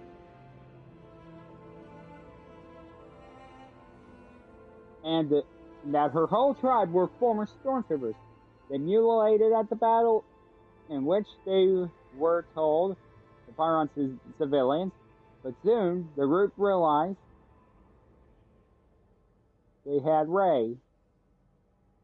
They had not seen Rey. They had, in fact, taken a skimmer and was the Rey. Rey uses a dagger to locate Wayfinder, aligning the plate hidden in the hilt with the Pacific Death Star's wreckage. And discovering the two shapes match perfectly, Contracting the Wayfinder, she envisions herself as the Sith.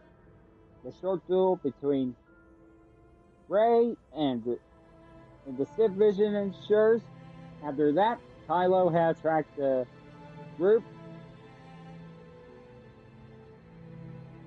Oh yeah, the hilt, yeah, I forgot to make that joke. And yes, and Finn took the hilt. And just like that, of course, they are... Now we're going to be right back with the new episode of Deadliest Catch on Discovery. Now on Nat Geo. The Deadliest Catch, Star Wars Edition, on Nat Geo. And then, of course, with a short duel, it prevented her to face Sidious alone. He gave furious to duel him, Ren, however, got the upper hand as the dying Leia calls to Kylo. Wait, she's dying? By his name Ben, through the Force, Rey impels him, sensing Leia's death. Rey regrets her action and hails Ren. But he is no longer Kylo Ren. He is, of course, saying she did want to join him and take his hand. Not as Kylo, but as Ben, as he once was called, Ben Solo, son of Han and Leia. She then takes a Kylo Whisperer to exile herself to Ahch-To, still shaken for her own decision. But unfortunately,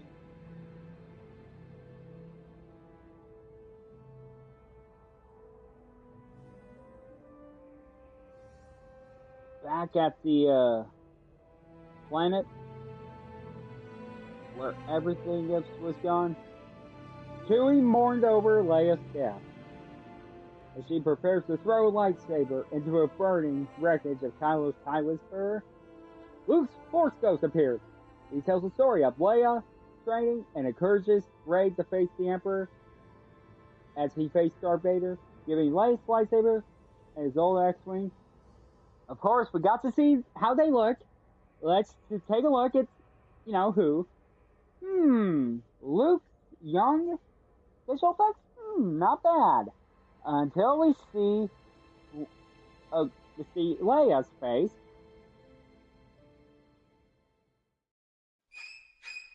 Oh my god, what the hell did they do with Leia? Oh my god, this is worse than Rogue One's CGI version of her! Burn it with fire!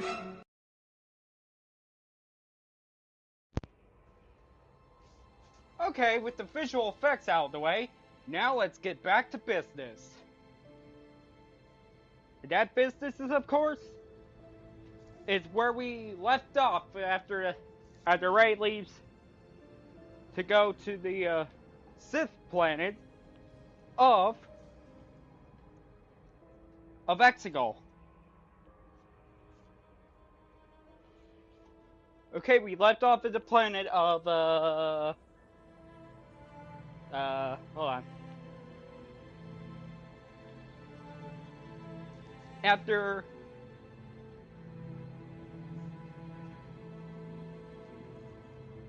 Kylo, that's the mission.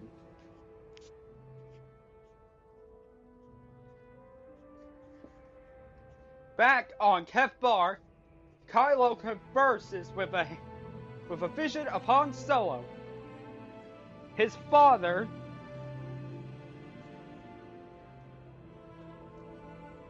and of course, throws his lightsaber in the ocean of the wreckage. Now, I'm not gonna lie, this is my favorite scene of the movie. Despite of it being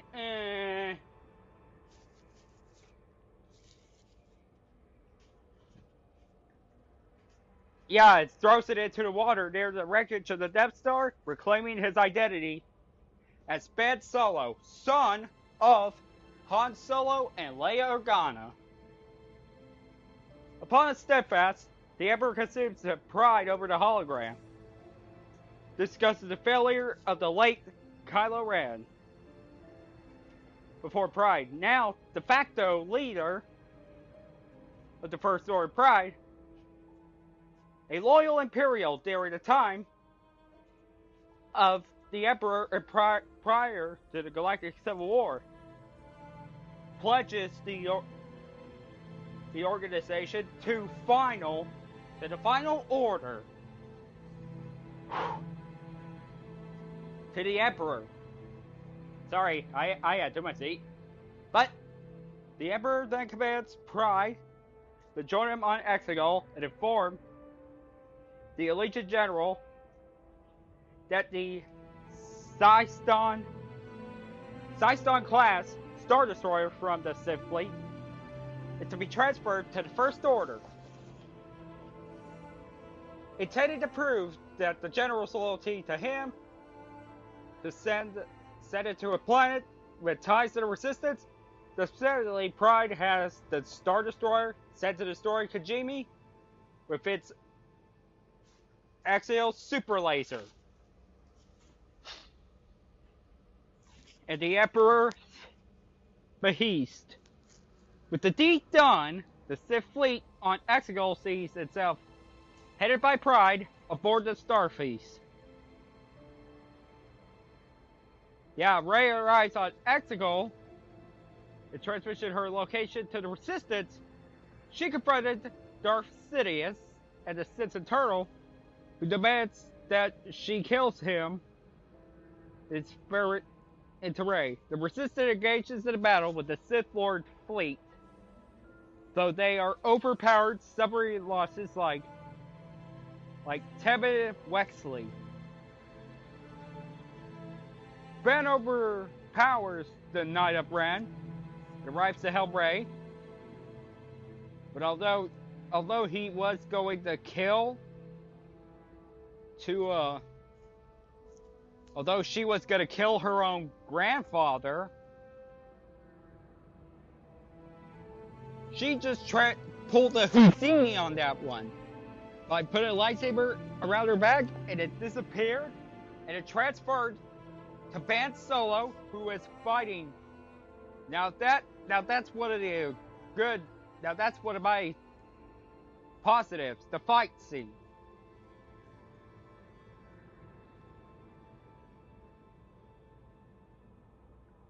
And of course,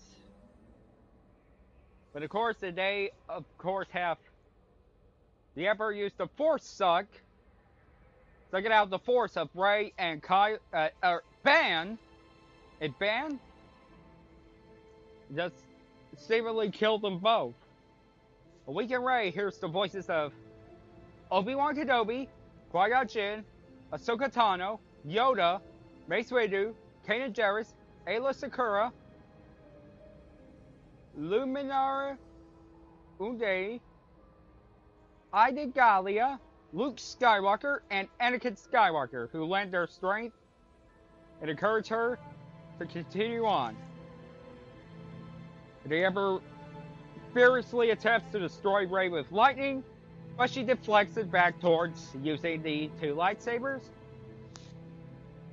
detonating his body, and killing the Dark Lord once for all and for good. However, such a powerful attack, she died.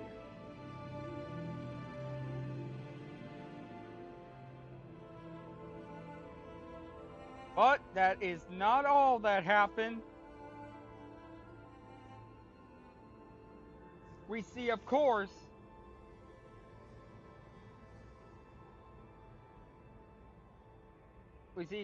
everything gets destroyed, including the Star Destroyers. But with a hand appearing in chasm, the knees besides Rey pulling her dead body into his lap, embraces the body, pulls away, and then uses the Force to resurrect her. Rey awakens and touches she gently. He falls backwards and then vanishes, giving his remaining life essences to her. His body fades away at the moment that Leia's body becomes one with the Force. Oh, wait. What's that? No, I'm not gonna mention the kiss. It makes absolutely no sense. After returning for Finn and Janna, Lando leads the Resistance. Now back to reinforcements include Sorry Bliss. Yeah, like I say, of course. But we also have the fight scene with Lando Calrissian, Chewbacca, and the Millennium Falcon, including Wedge Antilles. And then everything, of course, but Star Destroyers are going down. The resistance of the galaxy are at large celebrated their victory. Maz Kanata bestowed Chewie with a Medal of Bravery, which Han was awarded following the Battle of Yavin. Hey, at least he's got a medal. That's a positive. That's a major positive. Poe's story exchanges Logan Steve trying to ask if she would like to celebrate with him privately. And the reply she gave him, no. Via headshake. Jenna asked Lando where he's from. He's from the Gold System. And of course, asked the same thing. But she replied with, she doesn't know. And Lando's like, well, let's find out. And of course, Rey returns to share a hug with Poe, and then Finn, who is crying in relief. And then Rey visits the Lars homestead on Tatooine, where she buries Anakin and Leia's lightsaber in the sand, having now built her own black-handled hilt with a yellow blade. A local asked for her name.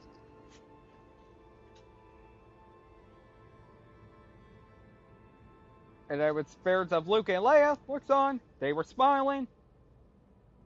And she said, I'm Rey. Rey who? And she replied with, which is considered to be the biggest negative, in my opinion. Rey Skywalker. Alright, with this out of the way, the separate parts, now let's get down to my final thoughts.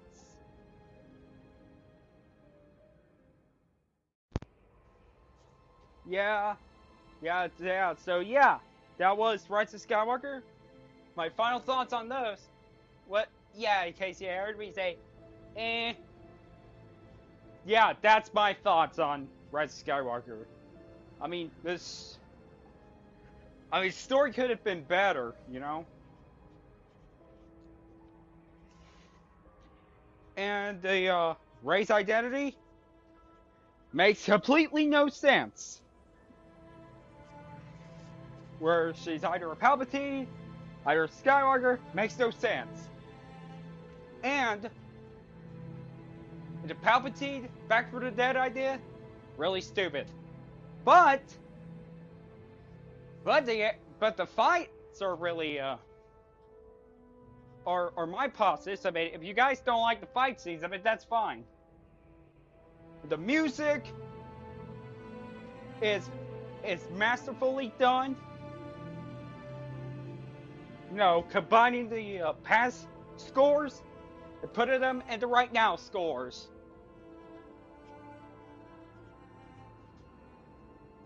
And John Williams is one of a kind. But other than that, it's not a must see. It's just worth a rental. Yeah, it's just worth a rental. Because, you know, just in case. So, yeah, that's pretty much it.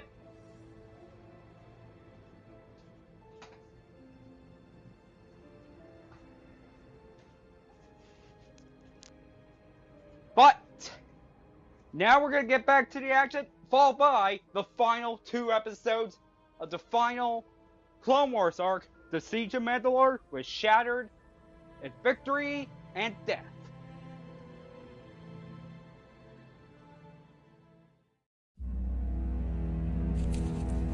Alright everyone, quiet. We're going to look for Regular 46, and just don't make any distractions or anything like that. But Mr. 46 probably not amateur. Just clones. You know?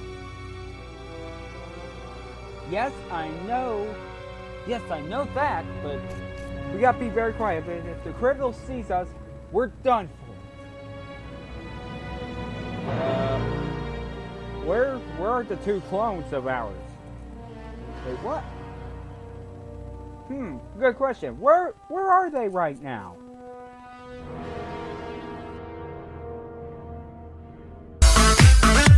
Oh, yes, this is the best part of level 1313.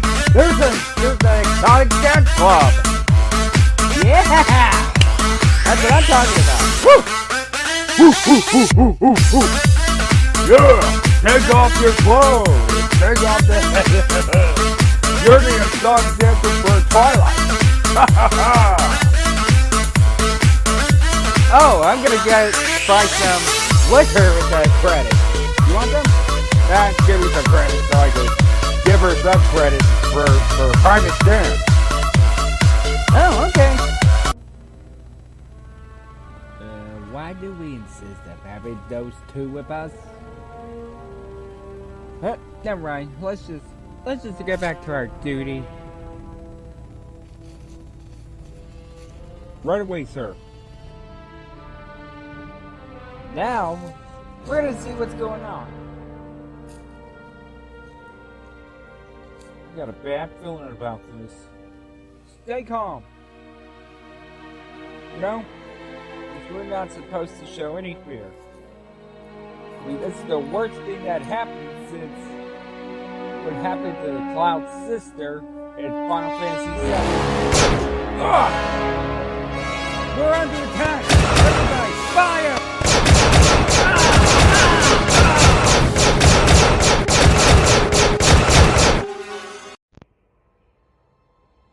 Hey guys, and welcome back. I just finished watching Shattered, which of course is the most shocking and most surprising thing I've witnessed of how Ahsoka, of course, now we got, of course, with Rebels, how Ahsoka, did Ahsoka survive Order 66? Did, of course, how Rex got his inhibitor chip removed? And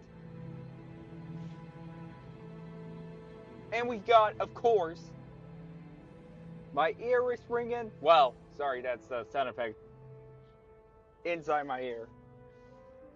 And, of course, how did Maul escape? The rest. But my thoughts on this episode? That was a shocker. But in a good way, to be honest.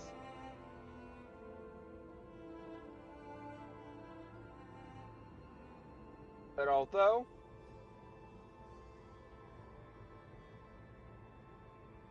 I mean, that's what I'm saying, of course. We should get this a shot. Alright. Alright, and the next one will be Victory in Depth spoiler free.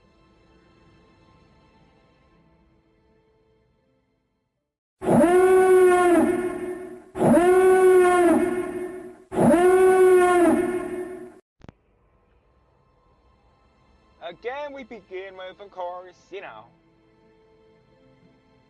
the classic Lucasfilm intro, Star Wars The Clone Wars, fade in, and then part 3 of Siege of Mandalore, Shattered. Sorry, I had breakfast. As we see Mandalore, and with Gax Saxon and his Mandalorian regime, used to be in control by Maul, was of course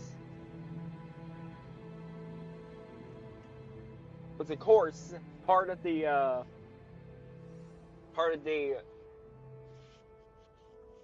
partake. We see Sabine Wren's mother and Bo-Katan Kryze, walking, seeing that Ahsoka and the clones have captured Maul, and she was really proud. she was really proud of course, Ahsoka. With the results, and then, of course, they both walk. Walk and talk. That's what I'm saying, of course. They gave a handshake. Once an enemy has become her ally. And then, of course, back in the, with Mace Windu, Kayali Mundi, and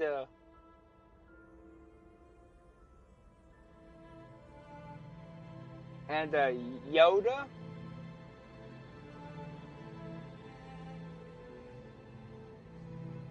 are having a calm communication about sets of plot to the story of Jedi, which happened in during Mace Windu's in Coruscant. Mundi is of course. Kayali Mundi was of course in Magneto, and Yoda is also in Kashyyyk because of his good relations with the Wookiees he has. And then, of course, he ended with that famous line, "Great care we must take." And, of course, that's where we see Yoda. I mean, Ahsoka interrupting the meeting. Yeah, and that's where George Lucas cut off to, Anakin found out that Palpatine, the Chancellor, is the Sith Lord. But although Mace just apologized to Ahsoka that this is not, it's only for Jedi, Jedi Council matters, not the citizens. Then, both of them have ended their communication, but Yoda just stayed for a bit. And of course, was really pleased with, of course, with Maul. Although Ahsoka for the Maul, and then of course they say he'll know more. And yeah, it's about Obi-Wan Kenobi killing General Grievous. And then of course, we have, it's coming. And then walking to the command bridge is Commander Rex and Ahsoka Tano, who's no longer a Jedi. But the clone commanders, or officers, or the Republic officers, gave them a salute. And then, of course, we have a salute with, of course, Rex and Ahsoka, and I gave them a salute. And then Rex has a call from someone, and then asked about Obi-Wan Kenobi. And then, of course, Ahsoka was staring at space until she heard the voices. And yes, you're not going to believe this, guys. I did not edit. I swear, I did not edit that. It really did. It really did play the audio from Revenge of the Sith. The death of Mace Windu. Right after Kit Fisto and the other two Jedi were already slaughtered by Palpatine, who is Darth Sidious. And of words, unlegitimate power! And then, of course, right before Ahsoka, it turns out that Rex has got a call from Palpatine, and of course gave the order of Execute Order 66. And then we see Rex, of course, said, yes, I love you. And of course, just because he, well, this is where, of course, we get to the next season of the Clone Wars of how Rex, Wolf, and Gregor defied Order 66, but Rex partook in Order 66. Ahsoka was gonna report them and their clones behind her are ready to have set their blasters to stun, to kill. And then Rex got his pistols ready, and then ready to kill her. And I was just shook up, like, you know.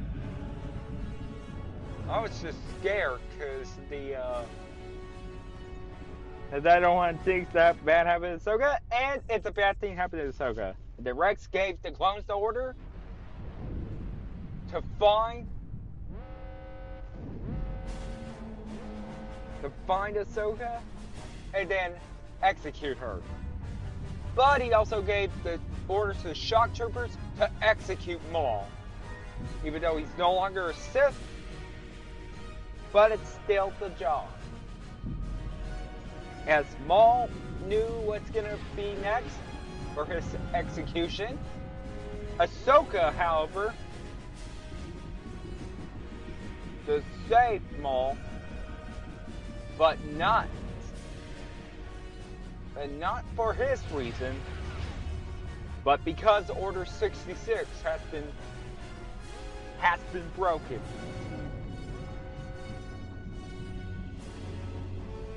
And then, of course, with the help of the course, although they went their separate ways, and the reason she only freed him because she needed diversion. Then Rex, and then of course the droids, well, astromech droids, found out about, of course, the late Clone Trooper 5, or CT-5555.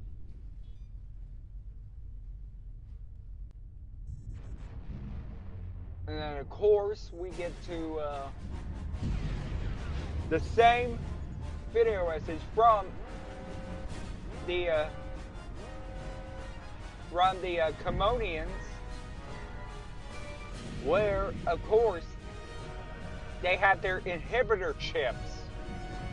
And that was the same voice message from the Lost Missions that was on Netflix, right before Disney Plus was established. And then, of course, we cut to Rex admitting about the inhibitor chips after the death of Pi.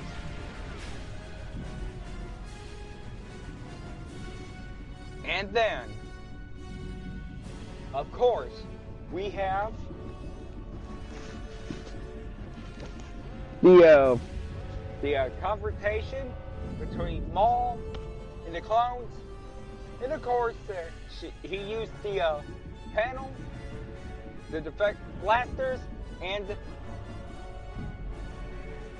obviously decapitate 2 clone troopers. And then having to cleave the clone troopers, but it's not shown because it's too basic, too graphic. But yes, I get it. It's not a good business model for Disney. I mean, Cartoon Network did that. I mean, with clone trooper getting decapitated, but it was not shown. I mean, just their helmets. And then, same thing with Jon Favreau's character, who was the leader of Death Watch. And he, of course, too was decapitated by Maul. By Darth Maul. Or then Darth Maul. And then, of course, pulled and and cut off the arm. No, he didn't use the lightsaber. He lost those at Mandalore. Just used the force pull, and then Rex report one of the clones about Maul. Is that report back? And as Rex is gonna be ready, the good message, he was of course was locked inside.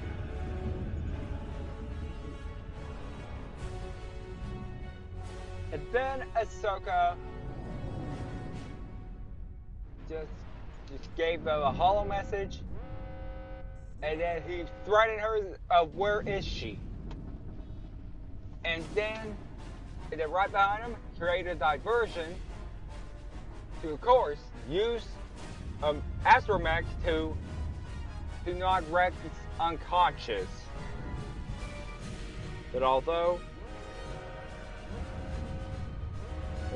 she took him to the medical bay, but as for the clones,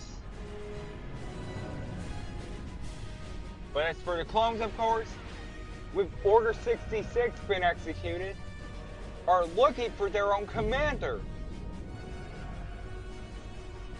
And they're looking for Ahsoka so they can kill her.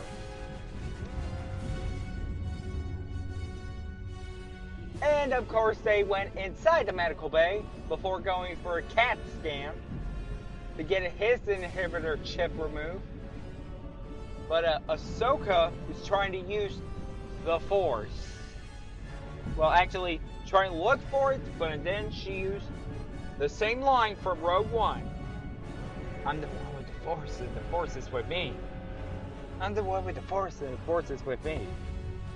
And of course, Rex is just of course say what Ahsoka just said. Even though it's only for the people with the Force,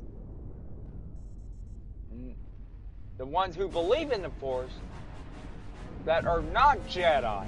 I mean, we had a blind monk on Rogue One right before the Death Troopers got him. Right before the Death Troopers had killed him.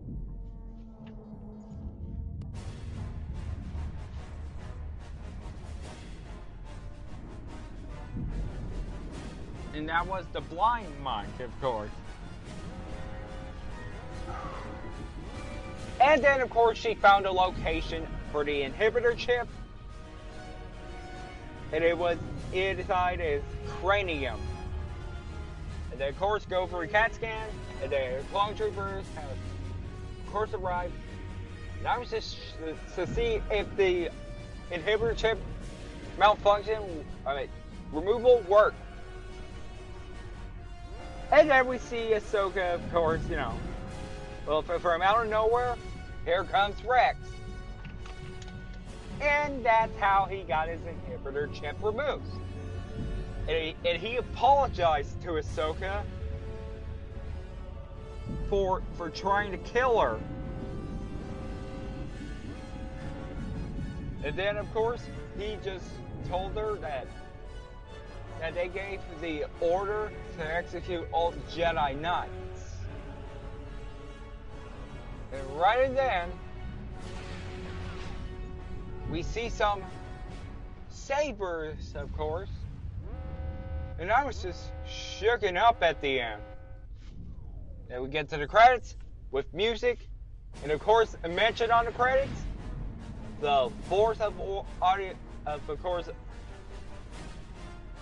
And it features Hayden Christensen as Anakin, and previously in the Clone Wars movie, Samuel L. Jackson as Mace Windu, and returning is Ian McDiarmid. Both for that Force moment and executing Order 66. Really? You couldn't get Tim Curry or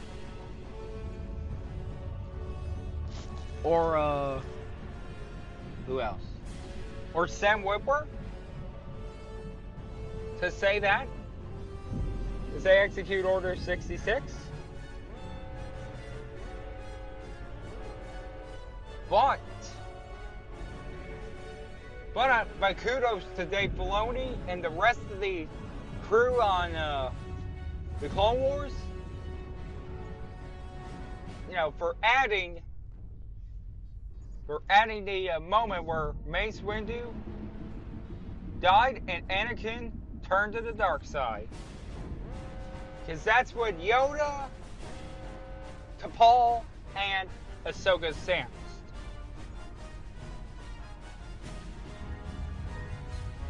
Yeah, only 3 Jedi could feel a sense of Order 66 through Mace Windu trying to kill Sidious, and I can say it's not the Jedi way.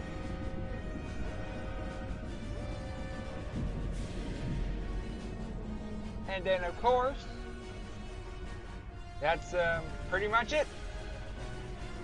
But now we are in the finale. And not just the finale of the Clone Wars, but also the finale of the audio drama. And of how the story of Megaverse 46 is gonna end. Because, yes. But yes, of course, for every creation, the creator meets his end. Like Jango Fett in Attack of the Clones. I mean, he's got a clone army, but he met his end with Mace Windu. So yeah, we are in the final episode, Victory in Death. Here we go.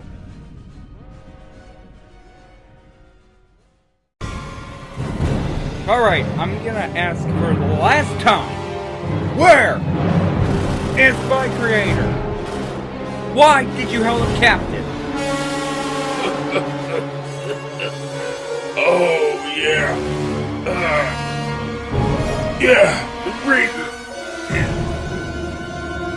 just so we can wipe him out in his own blood.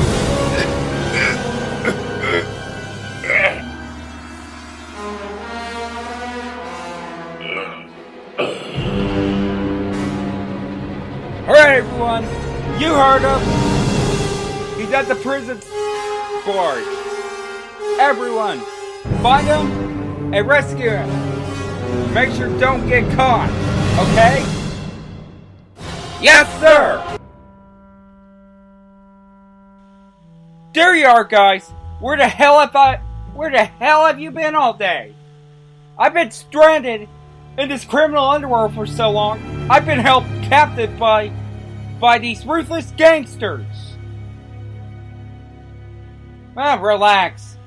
We got the message, and the cavalry has arrived. Well, you arrived late. Do you have an explanation? Oh, I thought this would be better. Never mind that, everyone. Now get me out here and then let's go home. Right before they find out and they would kill us all. And we're done for. Right, let's go.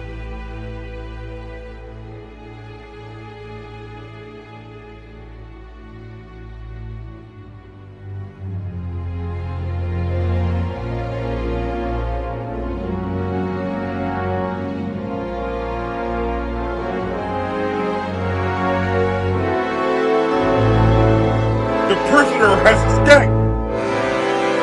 Everyone, you're getting this message. The prisoner has escaped and he's got adversaries. Set your blasters to start to kill. Now!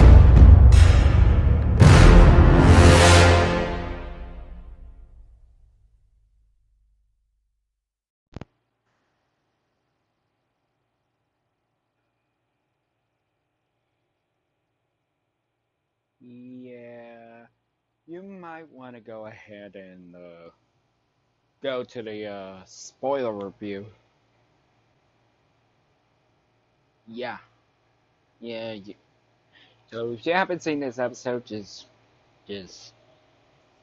stop right now and go watch it, because my thoughts is heavy on spoiler. So yeah.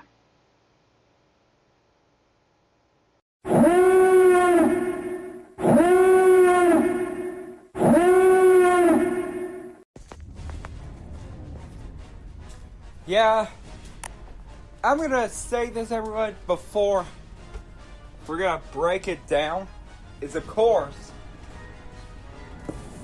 this one would have been necessary if it's one movie, but hey, hopefully if they ever do that, like if one of the people did the Star Wars: The Clone Wars, Siege of Mandalore,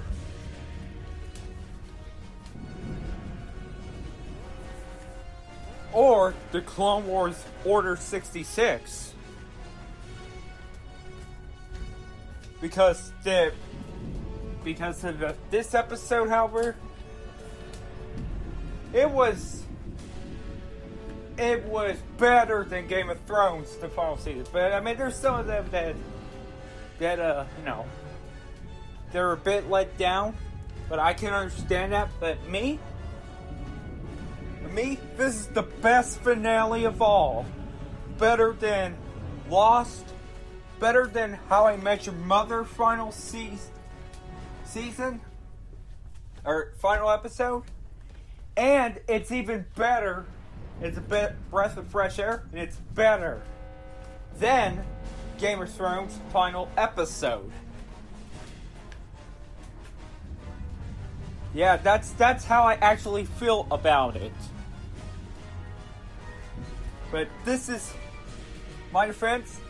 This arc is a masterpiece. So whatever I could do with the top 10 arcs, because this is my favorite arc of all.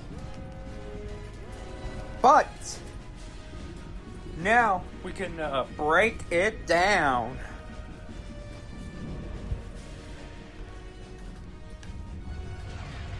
Like right now, with victory and death. So we begin with Ahsoka and Rex stand trapped in the medical bay of the Star Destroyer as the clone troopers begin to cut through the door. Rex asks Ahsoka, how are we gonna get out this one?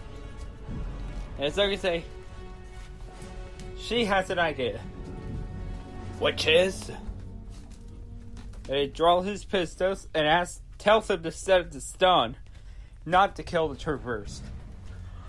Sure, Ahsoka, it is necessary, but you're not going to be able to save them all whenever the renegade is going to fall. It's going to fall on the into whatever planet they're heading. Of course, they stand ready, and the clones were about to kill, but instead, Rex has stunned his former squad mates. Ahsoka tell R7 to find them a way out. The droids closes several blast doors, cutting most of the troopers. As the escape pods have been destroyed, Ahsoka suggests using a shuttle to escape. Rex asks Ahsoka if she heard that Maul have also escaped. She replied with, she let him out. Why? But then she replied, only as a diversion. Yep, and I love that part about the of this episode. Sorry, the previous episode. Use Maul as a diversion, so she could save the one who she called friend to be more of a true friend. And then here's the sabotage. And now that I know I was gonna use a joke about the Beastie Boys, but this episode, right now, in this review, it's a no laughing matter. Maul walks towards the hyperdrive room, still using Clone Trooper's wristcom to listen to the radio chatter. Over the radio, one of the clones reports to Jesse that Tano has escaped. Jesse asks about Rex, and is told he is missing in action. He asks if Rex has aided in Tano's actions. He asks if Rex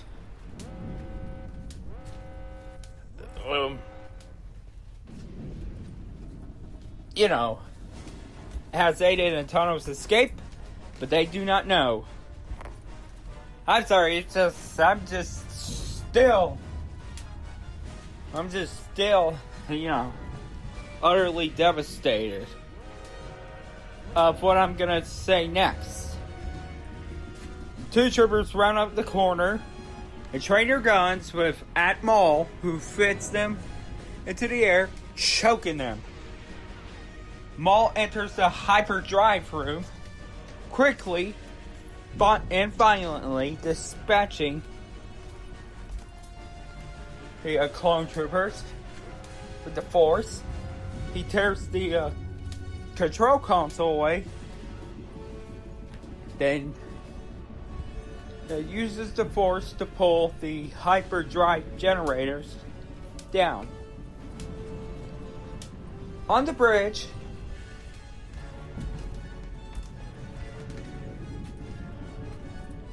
an officer tells the captain that the hyperdrive is failing. More troopers enter a hyperdrive room but are crushed by falling debris. The vessel drops into light speed. And of course, Ahsoka and Rex enter the hangar, stunning the officers.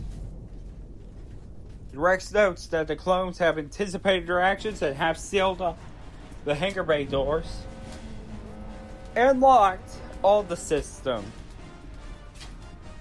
He notes that if they were trying to kill them, he weren't trying to kill them, he'd be proud.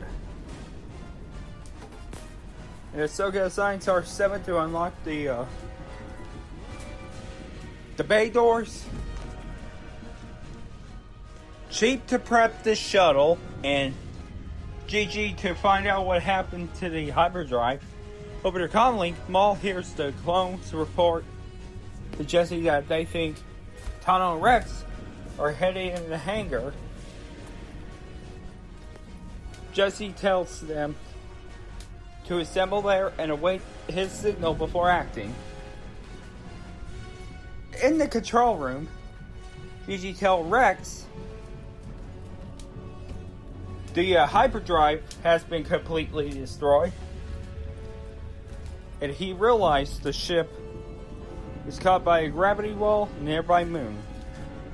Ahsoka tells R7 to open the doors. As Jesse troops converge on the action, followed by Maul, a bay door opens, revealing the NU-class transport, but also two platoons of the clone troopers who were gathered in information the upper station window. Rex suggests fighting their way to the shuttle, but Ahsoka say there are too many of them.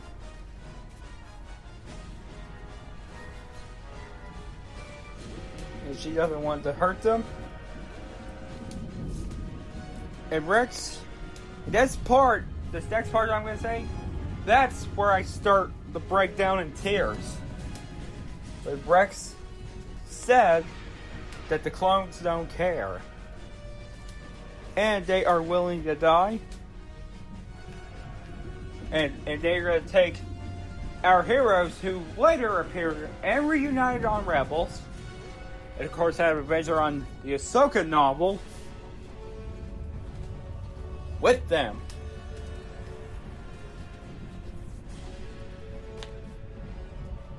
The Rex falls silent, and of course, Ahsoka gently removes his helmet, revealing tears streaming down his cheeks. Yeah, now that's the part where I too joined in, broken down in tears.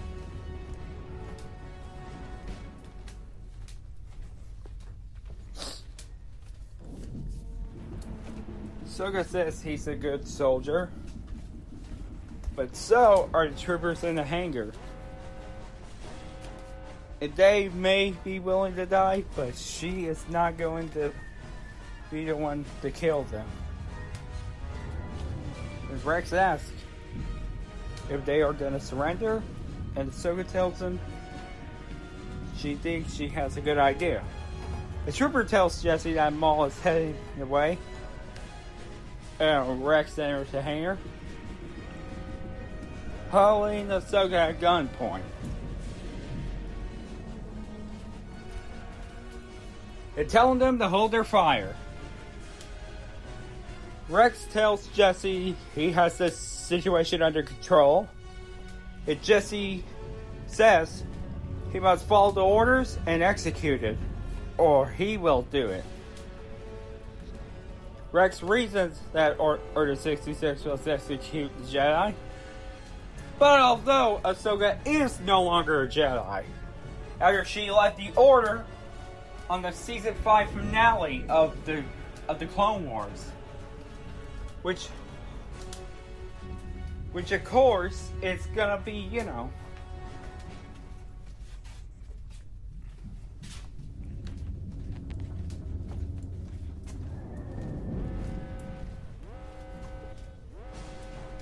which of course, as the droid sneak past, Jesse said that Rex himself said Tano was executed by the order of Darth Sidious.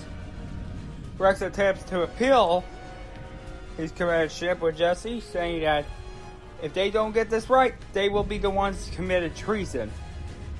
But although Jesse is not fooled by Rex, saying that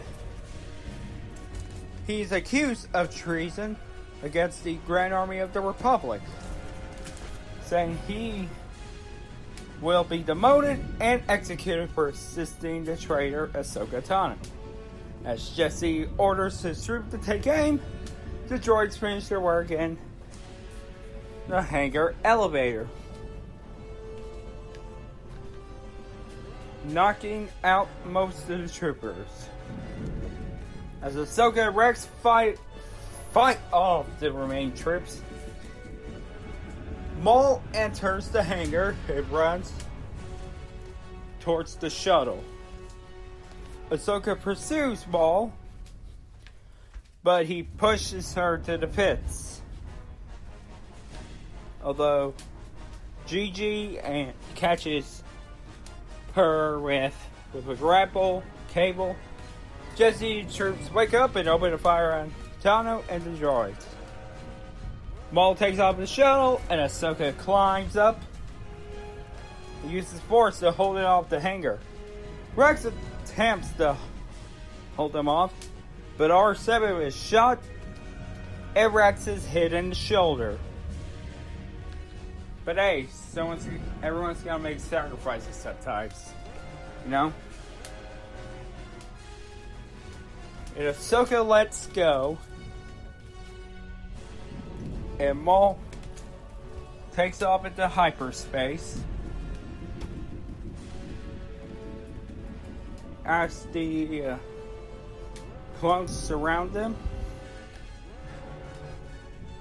Ahsoka spins her lightsabers around, cutting a hole in the floor, the starship bay. Jesse orders to blast them, but Gigi and Chief race the elevators again and are executed by the clones. Yep. And I'm not gonna say this part isn't funny or anything, but what I'm gonna say is kind of so funny, but it isn't funny. My mouth dropped when I saw that scene. Like, it really did. It really caused my mouth to drop when both droids are executed.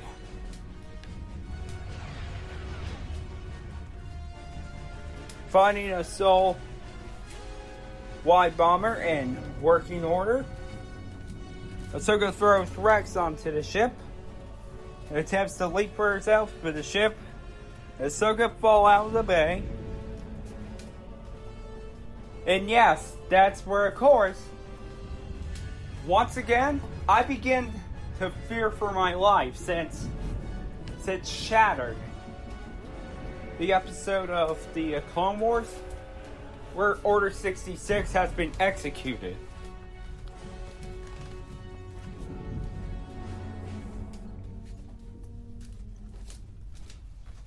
Although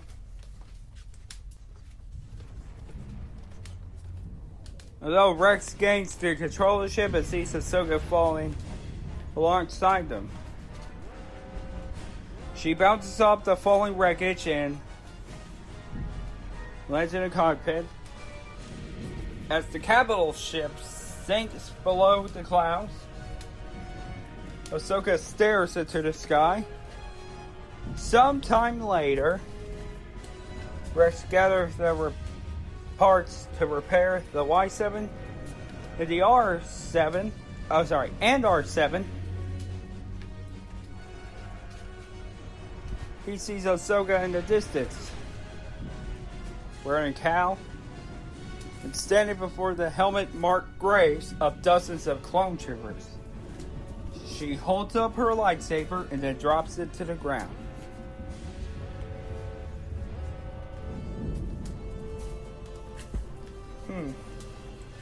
Yeah, now I don't know what planet were they at. This is where things got in dark.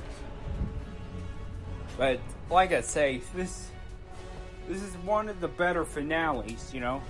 This reminds me of Gravity Falls. Oh, it joins in the top tier for greatest finales like Regular Show, Adventure Time, Gravity Falls.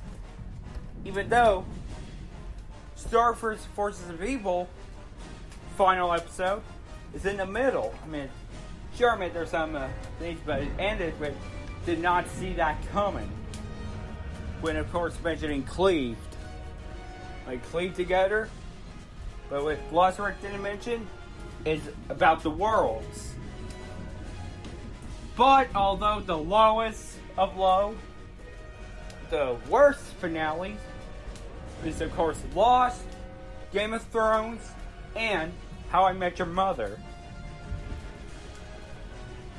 But this one, in by far opinion, it joins with Regular Show, Adventure Time, and Gravity Falls. It's the best final episode. I mean, but although I do agree with some of you saying, of course, this should have been, of course, a movie. And of course, the ventilator wreckage continued to lay where it crashed, eventually covered by snow as time passed.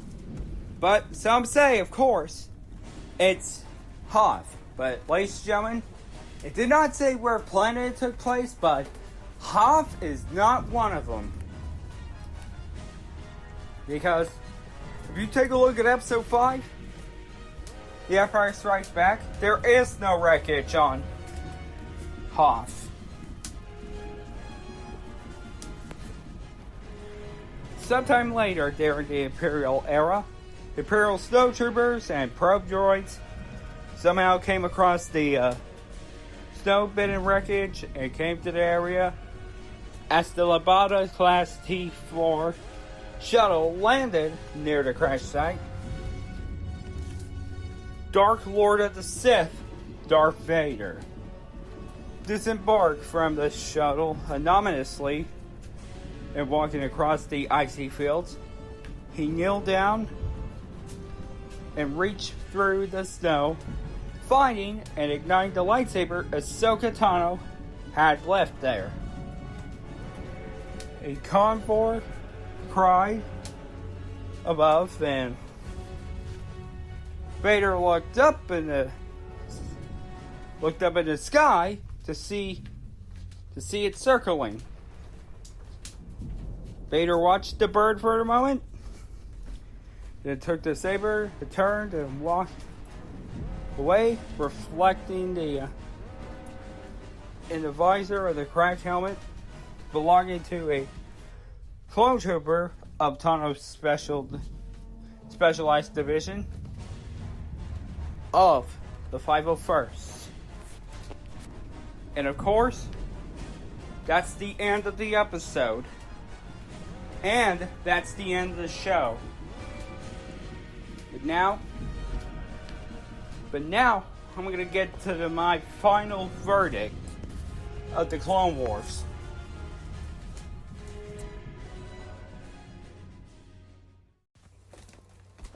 Okay, my final verdict for this episode, for this arc.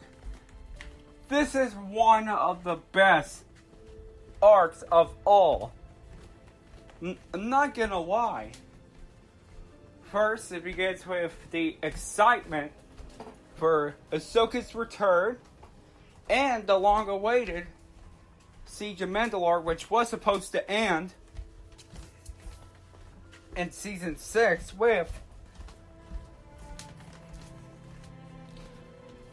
this. It was supposed to end at Season 6.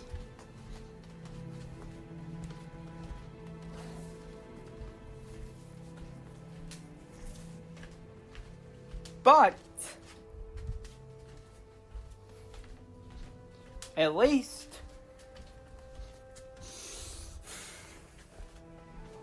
and then of course, and then it goes all the way to Maul's defeat, Order 66, how Rex got his inhibitor chip removed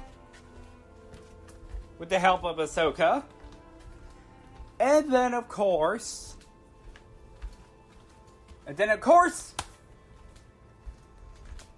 how, no. Yep. For of course, their escape. Of course, with Rex and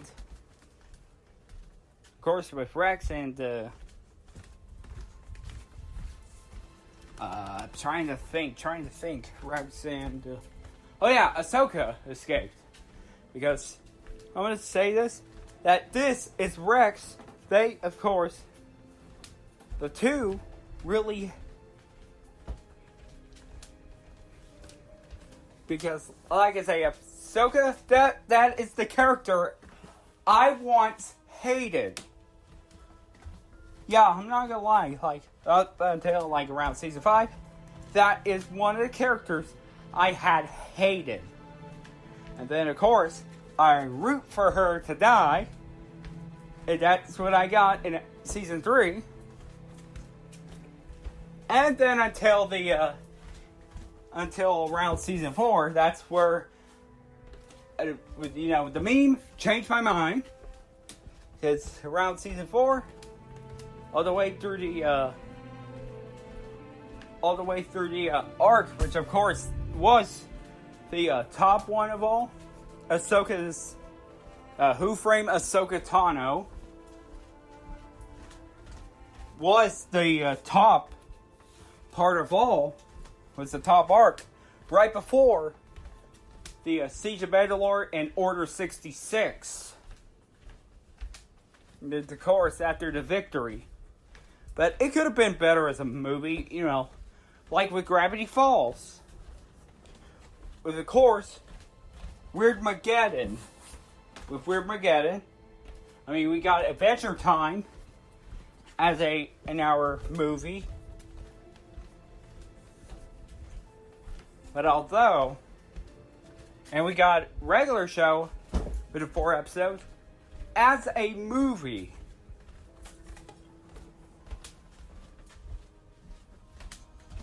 But although we have a disappointment of Lost, How I Met Your Mother, and Game of Thrones. Now, those are disappointments. The 3 I mentioned, 2 dramas, and a sitcom. But hey, at least Cleve did well. It was okay, man. Could have been ended in a movie form, but with a half an hour, could have been like an hour or an hour 30 or 2. But nope, the 30 minutes. But hey, I like the way it ended. Star Wars Forces of Evil. But this one joins in the top. This one joins in the top for the best way to end. It's like say, but the Mandalore, some episodes I like, but the 8th one, the chapter 8, Redemption on season 1, was the best way to go to season 2. But however, season 3, it's going to take a little while because of the coronavirus outbreak. Alright, guys. That's probably gonna, But this one, however, is like, I love the Clone Wars, and this final episode is the best way to go out, because he proves you can't just save everyone. You cannot save everyone. You could just, you're gonna have to make sacrifices sometimes. You're not always gonna be there for them. So, okay, guys, that's gonna be about it for this. Now, we're gonna see. Now, you guys are about to see how my story is gonna end. And the audio drama, where, of course, and speaking of making sacrifices, this is how my story ends. Alright. I'll see you guys next time. And as always, may the Force be with you. Happy Star Wars Day. And may the 4th be with you.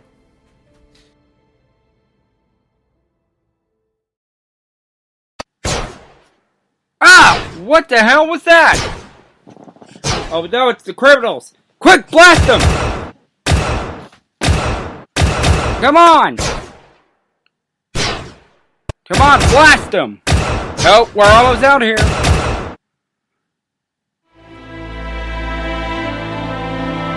Hey, I got it. Wait! Are you nuts? We can't just leave. We can't just leave my clone behind! Do we really have to? Yes, he's my second in command. I'm not gonna let him die in my watch. But he's not that important. Like I say, everyone's gotta make sacrifices sometimes. Listen, take my registration card. You're the new Mega 46. Alright. Yeah, I may not see you again, but my legacy's gonna live on with you.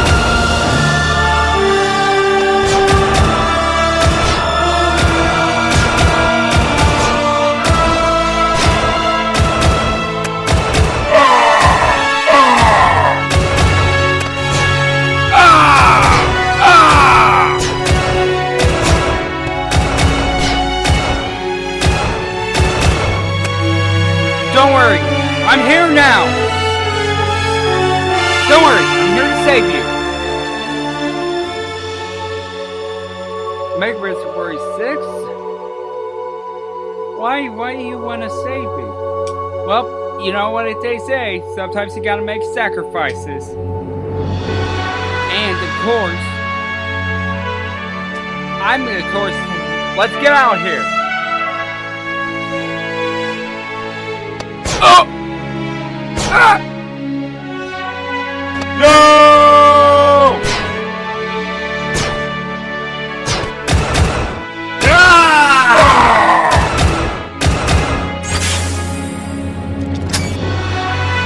Please be okay. Please be okay. Nope.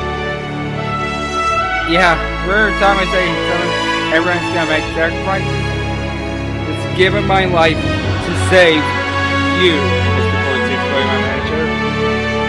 You can carry me, but please do not heal me. That's how I want my story to end.